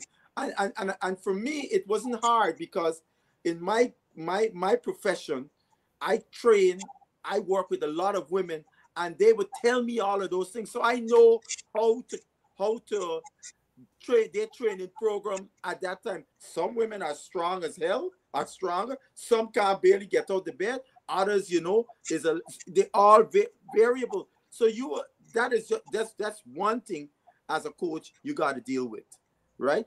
And those kind of those differences and nuances in dealing with women cricketers and coaching them. Yeah. So I don't think it is when these administrators appoint people to coach women, if they really think about that. Basil Butcher Jr. here and Vincent Adams. Vince, takeaways from the Ireland 3-match series.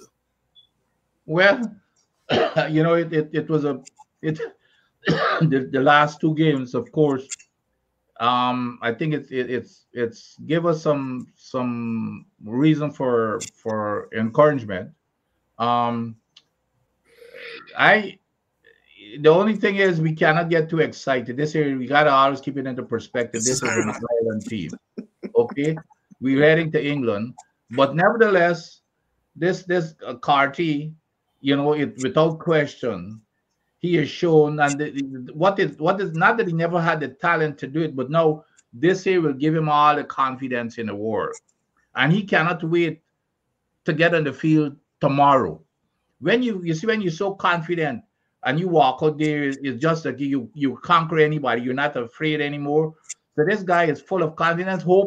Shai Hope is also in form, but my concern is King, because he lost his confidence. And you could, when you see you start dropping catches and you're not making runs, you put the two together, it devastate you, because every time you go there, you're frightened to fail. Especially you start worrying what the people are saying back home, especially if people start saying he should be dropped and this kind of stuff.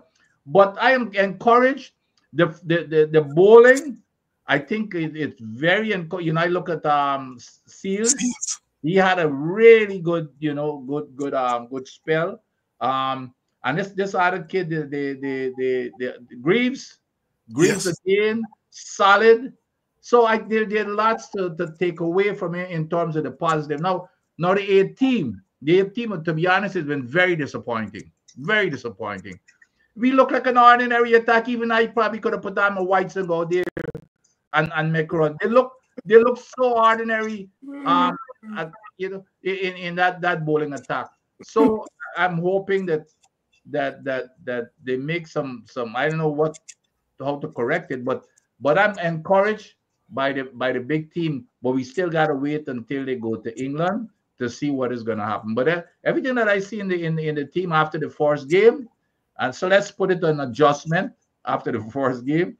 They adjusted, but this year, to me, I look at the New Zealand the games as a practice for when they go over to England. Yes. Yeah, it's to use a Guyana vernacular. They played Northcote, and now they're going to play Keys Cup when they arrive in England, right?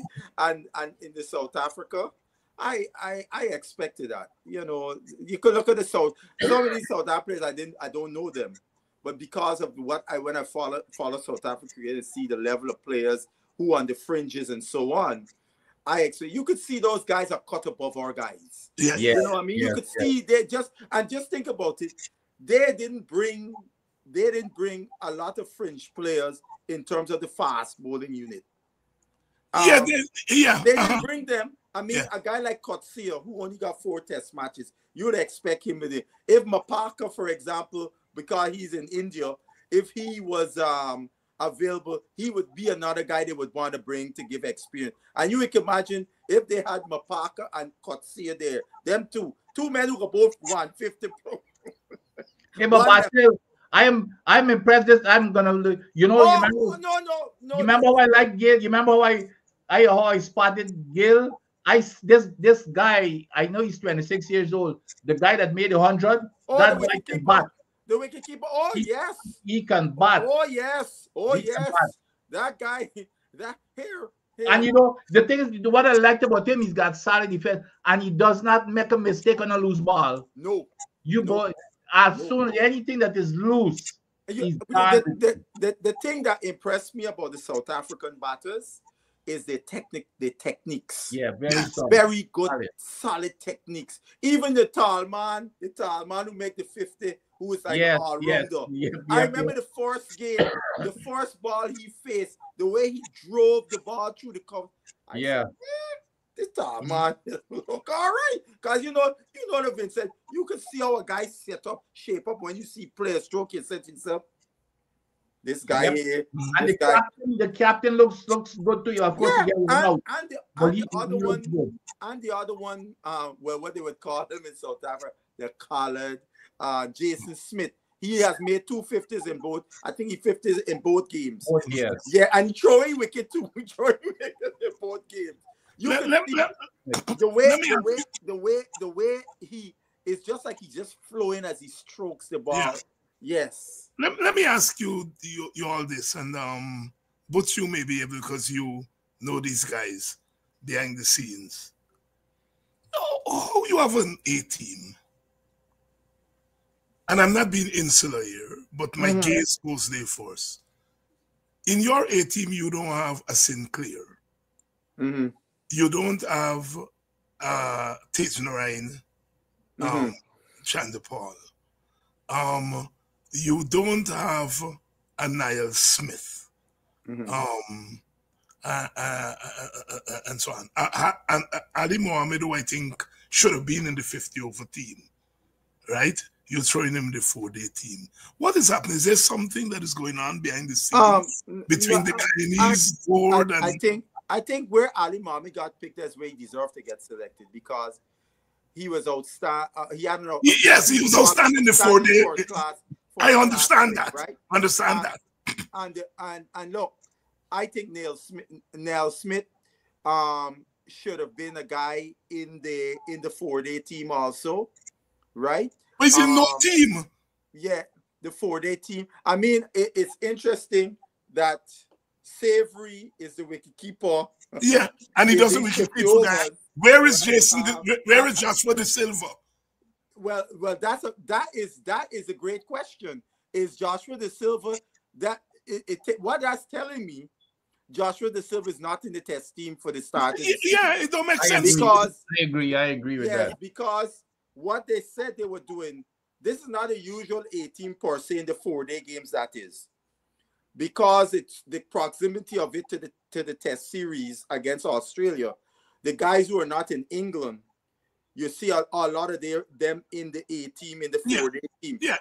So I mean, so some guys that we would have thought that might have get to play, but in this 50-over, I asked for this guy, how this guy Tyson reaching the team. Yes, that's my asking. What's the rationale? What is the rationale? Where did he come from? Where did he come from? He's a Windward Islands guy, but this guy Tyson is clear. You can watch him and see that his cricket is not that of that level. The eye test could tell you. I watched Tyson play in the 4-day. There was nothing about that. He got a 5-wicket haul in one game. So what, right? But you could watch it. You know, if you know to judge players where they're stepping up, you look at Tyson and say, no, I don't know a team. As a matter of fact, he dropped that same guy who made 100 already. Yes, he did. You know, so I asked the question, right? And I said, and they got this scouting system that they picked Tyson. I know Big Mark come in the chat and said, but you start his story, you the scout.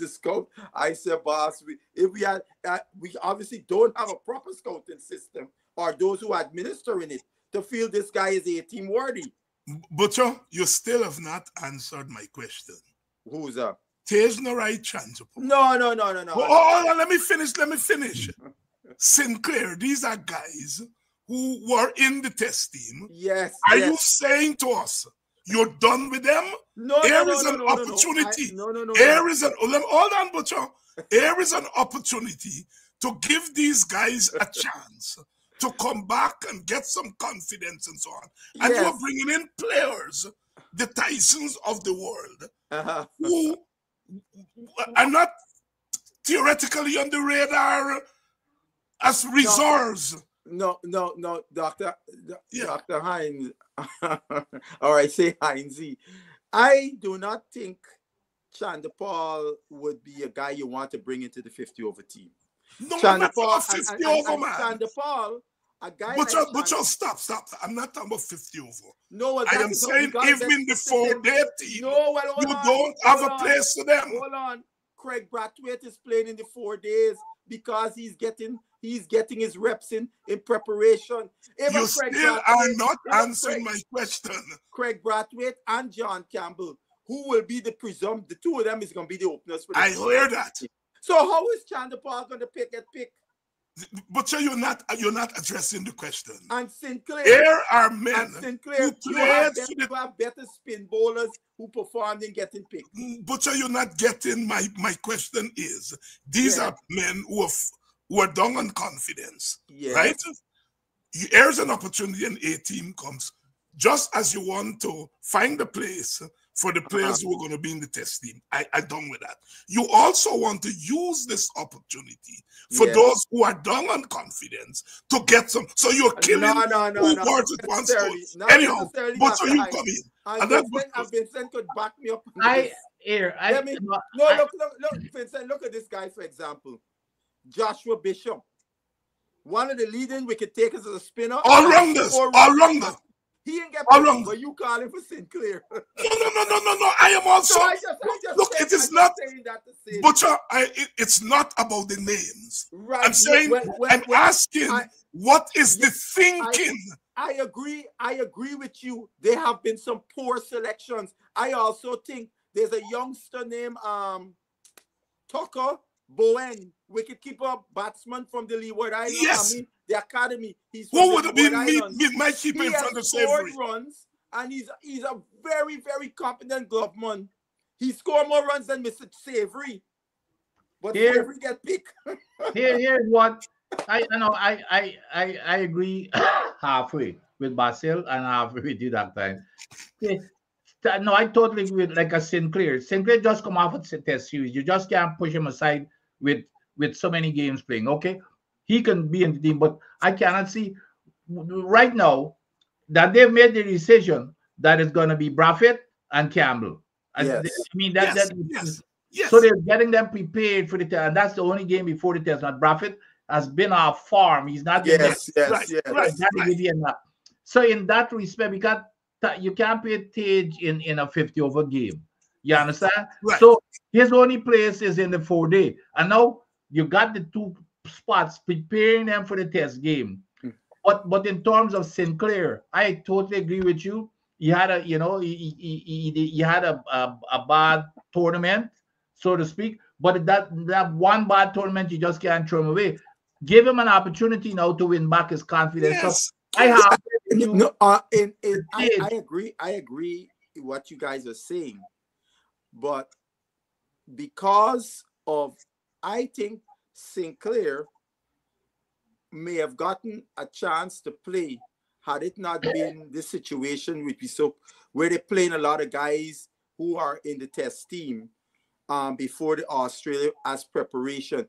I think if it was a straight up where it's guys on the fringe and so on, I think Sinclair would have got picked. Or if they had another game, probably if they had another game before. But having said that, I mean, as I said, there's some guys that are sitting out that made really good performances to get an 18 pick that didn't get into play. The Bishop guy, the same Tuckett Bowen guy. Those are two names that Neil Smith, in my view, should have also got to play because they picked a guy from Jamaica, O.J. Shields, who is reputed to be the quickest guy in the region. But you know where I blame Neil Smith is his lack of conditioning is what could have cost him.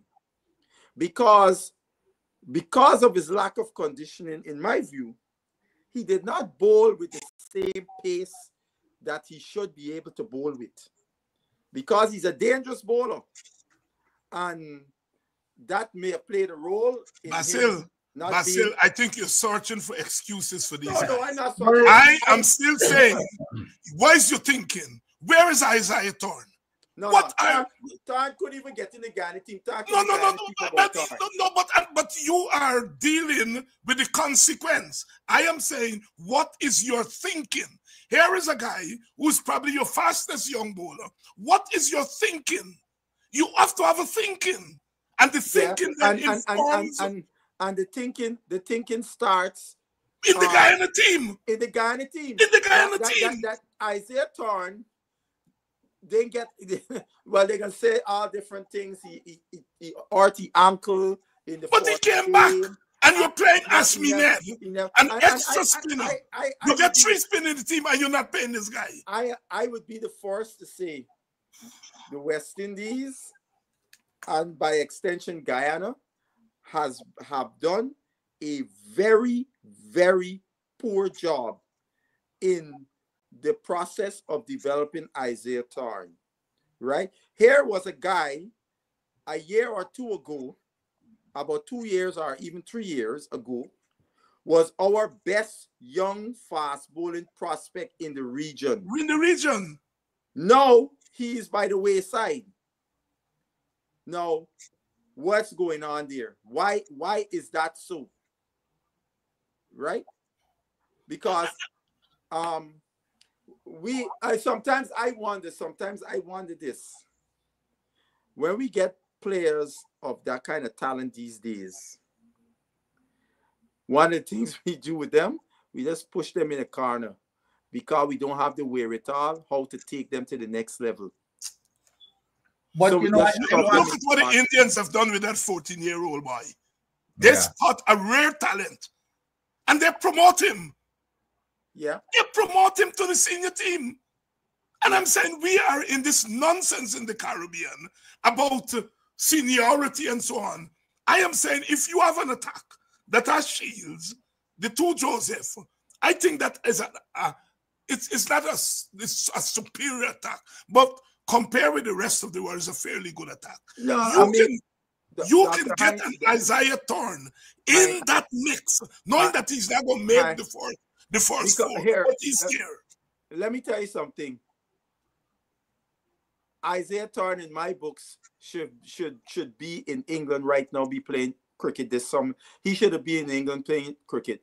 And that's something West Indies board should have facilitated, to get him to England in some seconds, playing seconds in some team, because he's a prospect. He's one of our best prospects. And you know England like fast bowlers. England club teams like West Indian fast bowlers, right? But he should be in the team that is there, understudying those guys in Ireland and thing. Look at what the Indians have done with the 14-year-old boy. And that's boldness. Last year, Isaiah went up with the test team to England, and he went because I texted him, and he said, I say, I hear you back in the region. He said, yes. I said, where in the region? He said, Barbados. I said, I in Barbados too. He said, where you at? And I tell you the address. He said, I'm going to see in 10 minutes, because where we stayed was walking distance. And in 10 minutes, he popped up. So I asked him, I said, I thought that when you went to England, you were going to stay for the entire series to get, being around the setup. He said, no, that's what people in the press said. But when the email I got was I going up to England to just participate in the practice match, the pre-tour training and the practice match before the test series, and then back to the region. Now, what sense does that make? He should have stayed in England, and you know what West Indies should also have done, could have done? Get him into some county second team. So he would have stayed on, and he stayed on, rather than coming back to the Caribbean and playing restrip on the 19. But why isn't he playing for Guyana? That's where it starts. Why is he not playing for Guyana? After he got injured, he could not get back into the team. They did not bring it in team. I'm saying he could not get back into the team. They didn't pick him. They didn't pick him. They picked Ned, who was superfluous to the attack. I'm not saying Ned is not a good spinner. He already had 3 spinners. Dr. Hinds, Guyana has a bad tradition, a very poor tradition of encouraging fast bowling. It's an historical situation, right? Only in recent times you see 3 fast bowlers playing for Guyana. In these recent times, right? We still got this thing about spin, spin, spin, and all. It sometimes seems the focus is only on winning and not that balance between developing and winning. And that's the balance we have to strike, because fast bowlers don't grow on trees. And when we were most successful is when we had a plethora of them, right? So when you get a little guy like a Tarn who could bowl quick, like, look, Andy Roberts said this about Tarn. It's only he could stop himself from playing for West Indies. That is the kind of ability Andy Roberts raw ability saw in this youngster. And he more than anybody should know about the fast bowler, right? So when he gave that kind of ringing endorsement, you know, this guy got some serious ability that if nurtured correctly, he can be a West Indies player for many years to come. Adi, I hope they don't mess up Kelvin Anderson. I am saying it now. How you mean mess up? How you mean? Hold on. Alberto may not agree with me. He's the most promising talent with a bat in his hand in the Caribbean. And he needs to be playing Test cricket. He needs to get in that team and develop his experience. People like Hodge and them, they've gotten their chances. They've messed it up. And get them and get these youngsters into this team. I don't, this thing that you gotta wait until failures, you know, fail a 50th time. Then get these youngsters in the team. Adams, your thoughts? No, I've said, you remember, even up to the last time I said, when you're picking this team, it's up for grabs. There are 3 batting positions that are up for grabs. And it all depends. You know, he of course he was not out yesterday, but if he makes some good scores, he will have to be in that mix. Well, this other by now, Carty is make some run. That now is but Carty in the Test team right now. Yes, but Hodge and all of them. No, what I was saying, even Carty in the Test, but all of them, when you that from 3 to 5, yes, they really know. All of them, to me, all of them, definitely is whoever perform should be getting the. None of them have really established themselves as far as no Carty. Them big scores of Carty, them 200s. To me, he is now got a place now. You can't, you know. Clearly, Sammy has a lot of confidence in Carty, and he's given Carty a lot of chances. And I don't have a problem with that. If he maximizes the chances and so on, all the merrier. He seems to be mature. We'll see what he does when he goes to England. Better attack, and we'll see what happens there. But I think I'm glad I give this youngster Wickham a chance, because I think Wickham is very, very, very, very good. You know, so we'll see. But I don't believe in this thing. Give them a chance to play this, play that. Do what the Indians did with the 14-year-old boy. Look, Dr. Hinds, what has happened here in the past ages, like in the West Indies team, the first 5 or 6 that was locked up. You gotta hope for somebody dies, okay? And that's the contrast that I'm getting at. You don't have that in the West Indies team right now. That's right. Open. That's right. Whoever is on form and making runs, until somebody establishes themselves going into and making runs, they have got to play. If Anderson is making runs, because none of them are ahead of Anderson as far as I'm concerned to put them in a team. They have two places in the middle order, in my view, that are open. Because Chase is gonna battle in the middle order, and Atenes is gonna play. Atenes had a half century in Pakistan, right? So Basil, Atenes is going to play because he's a sacred cow. No. Atenes is going to play because they invested in Atenes. Yes, but Atenes he's not going to play pong for pong. But I'm saying pong for pong. Basil, Pakistan is a different. Pakistan is different. No. I am playing no Atenes in no first test. Athenaeus should not be a certainty. Athenaeus got a 90-something against a bowling attack similar to Australia in South How Africa. long was that, Basil? How long? Last year. Basil, you're overdoing the stats story, man. You're overdoing the stats. No, you can't just tell me about Anderson because you see Anderson doing weak No. in first class in weak cricket, and a man who make runs against top attacks, you throwing it on the one side. How often he made the runs against top but attacks? that's West Indies cricket right now. That's West Indies cricket. 20-something average batsmen. That's unfortunate. But when you look at it, Athenaeus, if for them, he should have been dominating here, okay? But right now, I'm saying Athenaeus and all of them, Carty come true. But all of them, to me, Hodge and all of them. No, well, why I say two places. Hodge, I don't have Hodge as a certainty. And then you get a space open. Right? So it's two places because I know Athenaeus getting picked. Yes, I know he getting picked, but not because he deserves to be picked. And Chase is two of the middle out of the four. But Chase got up here, Chase. Yes, yeah. So we got there are two places open. Now, Anderson goes and does business in those test matches. He puts his hand up because the South Africa team is clearly a better team than any one of we jokey first class teams, right? So if he goes and make runs there, A team, that is what I said to all the Anderson fans, where they want just to put in the West Indies team. I said, no. Let us see him first in the A team. That's what I said too, Basil. He got to make runs. Yes. Whoever's Once making Anderson make runs in the A team, Anderson is in the West Indies squad. I was hoping yesterday, and that's why I was rooting for him when that rain came. He was going good, so I said good. He was going good in the first game and farther something, and he got an LBW there. He looking for something and get it straight back. Yeah. Listen, Chess is going to bat at 6. Yes. Imlak is going to bat at 7. And the 4 bowlers. They'll have to play Warrican and 3 fast bowlers because Warrican is the vice captain. Right? No. Not because he's the vice captain. If we turn up on the Barbados pitch and it green just like the field, what you play Warrican for? The West Indies selectors are not going to do that because they're not rational. They are not rational.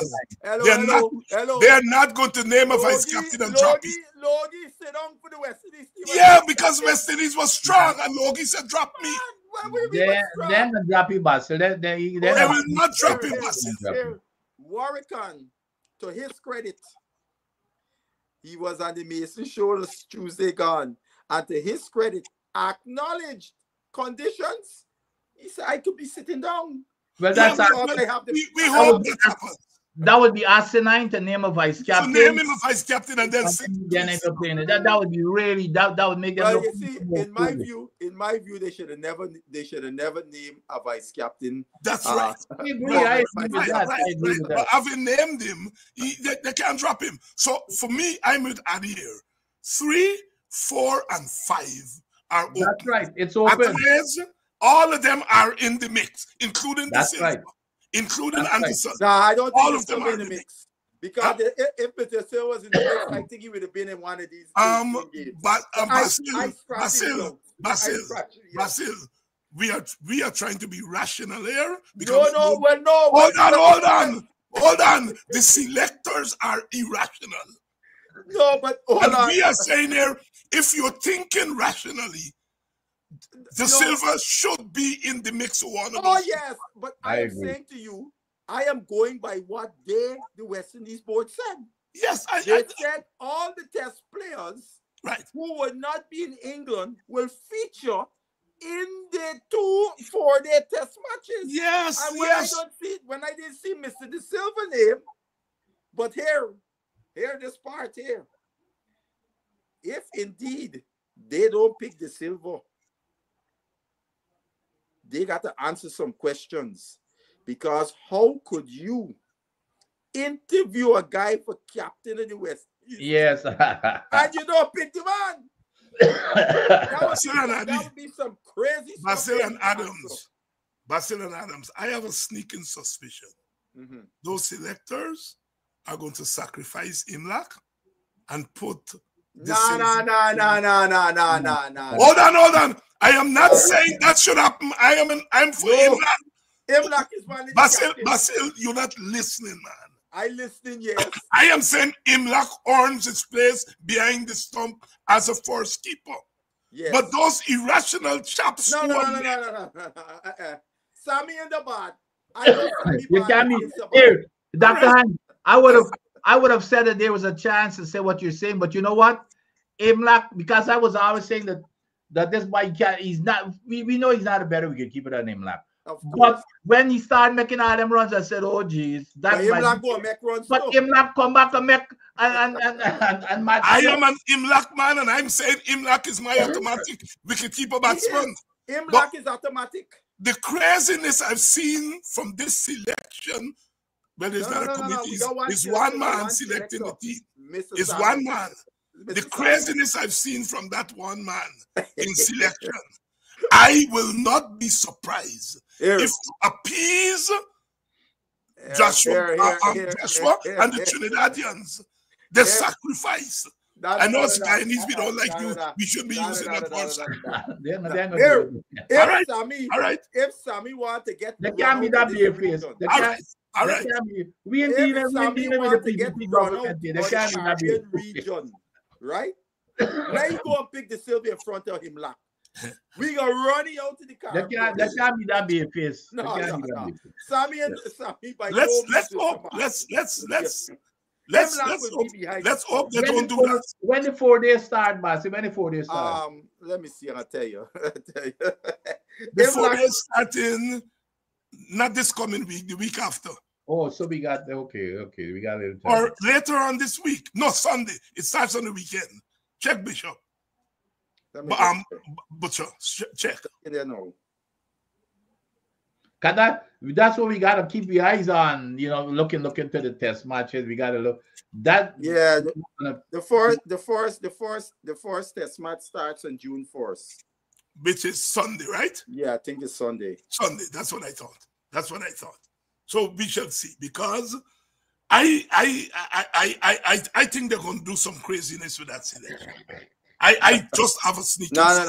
Not Imlach though. If our scout, he got the position nailed down. Who's the guy on the scout? Sarwan? The guy on the scout is Mr. Sarwan. I wonder where's his voice. Where's his voice? No, with all this stuff that's going on. As a scout, he just gives them information about Guyana cricketers and a rundown about all of them.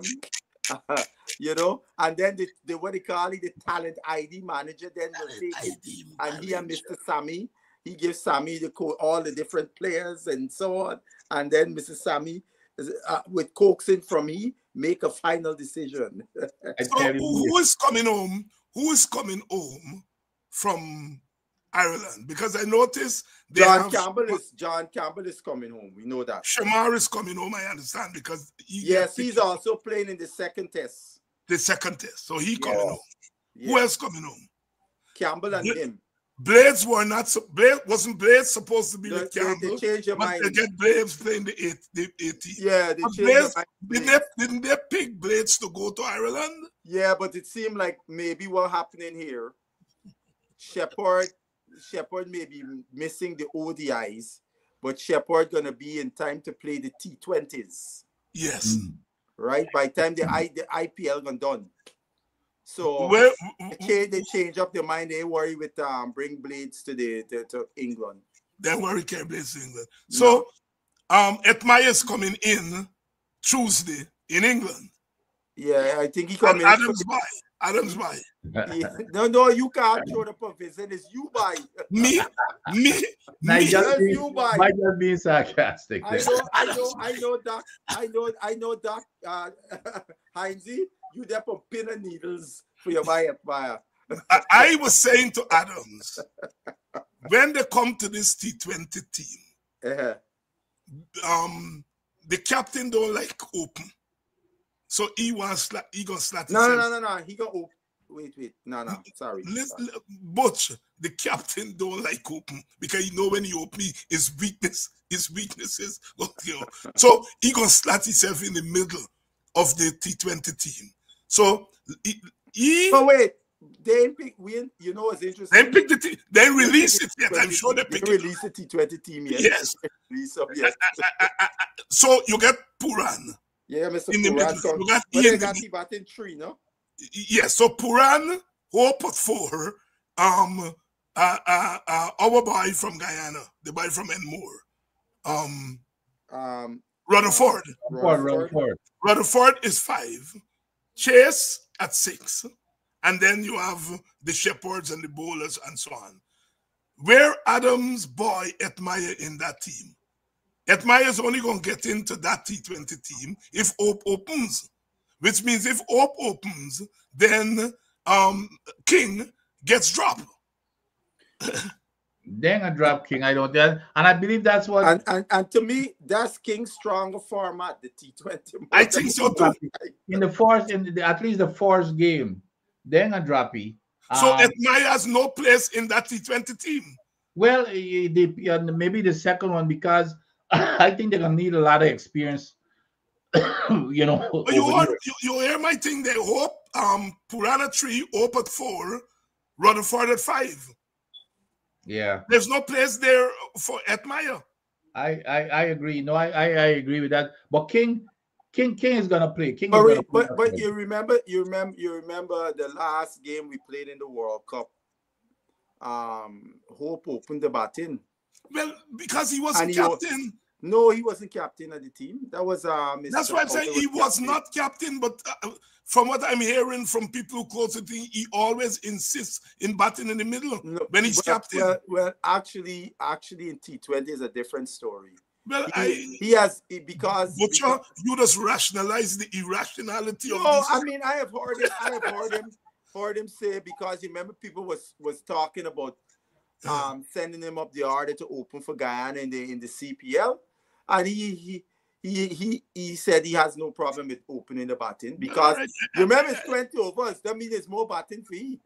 Yeah, well, I hope he opens because I think that's where he should be. Now, I was asking Butcher, Adams before we go, what is the inside story behind dropping Powell from the captaincy?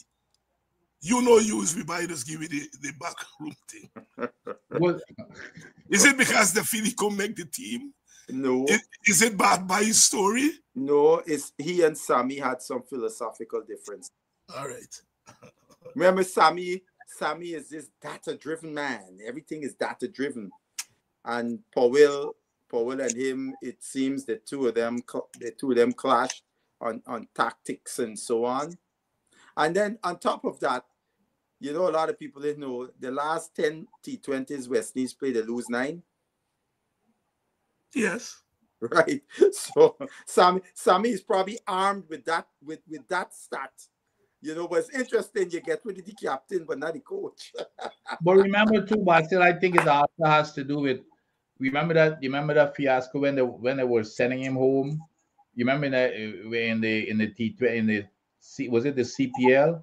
That was a couple of years ago. Yeah, that was. But them guys, them things just linger. Them things that still hold a bad feelings with who, depending on who your friends are. That was Jamaica. Chanders was the coach. Yeah, I know that, but you never know the relationships behind the scene. Yeah, because I listening to even you could have gleaned Sammy at the press conference. That there was some philosophical differences between the two, and tactically and so on, between the two of them. You know that why they got rid of Powell. But it's interesting. You're data driven and all these things and so on. The captain get rid of. And the coach get rid of. The coach still manning the ship. Right? So I don't know if Shea Hope is seen as a data inclined guy like Sammy, and he is gonna run the ship like how Sammy wanted the ship to run. You know, I just feel this. End with this.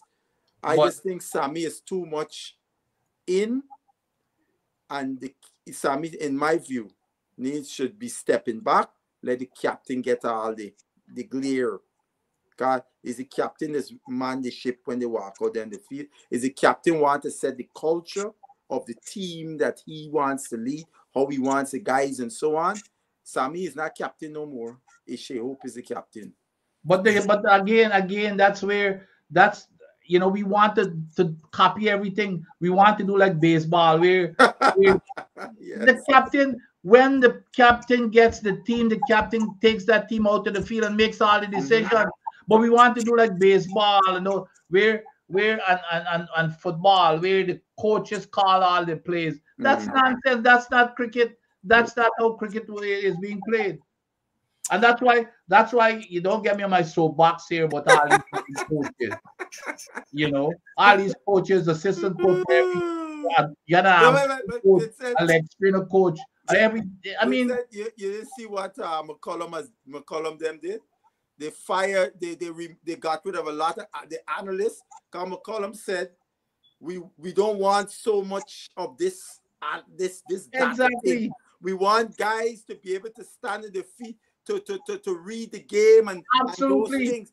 Do you know what I mean? Because when you walk out onto that field, your data could say all of this. Exactly. You a captain could see something.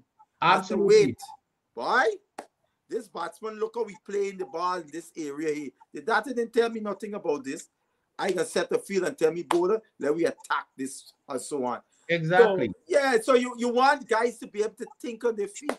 And I always remember Clive Light used to say that we wanted players that can think on their feet. Absolutely. Yep. Basil Butcher Jr., Dr. Vincent Adams, former Guyana opening batsman. We have had quite a show tonight. So as we come back next week, we got some unanswered questions. Are the crazies going to prevail? Or is the rationality that we are trying to bring to bear on the thing, is that going to prevail? I think it's very clear. I think Sammy, an individual, should not be tasked with it's too much. I agree. There is no logical and rational thinking behind the decisions. It's okay to disagree with a decision, but I can't agree with irrationality. I can say, well, okay, this person is not picked and that person should have been picked. That's a different argument. What I'm asking, what is your thinking with a Tyson? Well, I'm not a Sinclair. Dr. Hinds, this is where that is a sore point for me with CWI. Their media relations, they put out these generic press releases. We want the press to engage with whomever every time you pick a team. We want to know why John Jones in the team and why John Jones is not in the team. Not every quarterly and some generic press release. This is, and Dr. Hinds, I would say this. The CWI, I think these guys trying to say, we are the smartest, we're the brightest bulbs in the block. And you see these systems we coming up with. You see the system we came up with to come up with a captain. And we have this unique selection system. We are trendsetters. Trendsetters. Gentlemen, I'll see you all next week. All right. Sure. Okay. Take care. And to you, the audience, thanks for staying with us as usual. Your comments are very welcome. And some of you do send me comments after the program.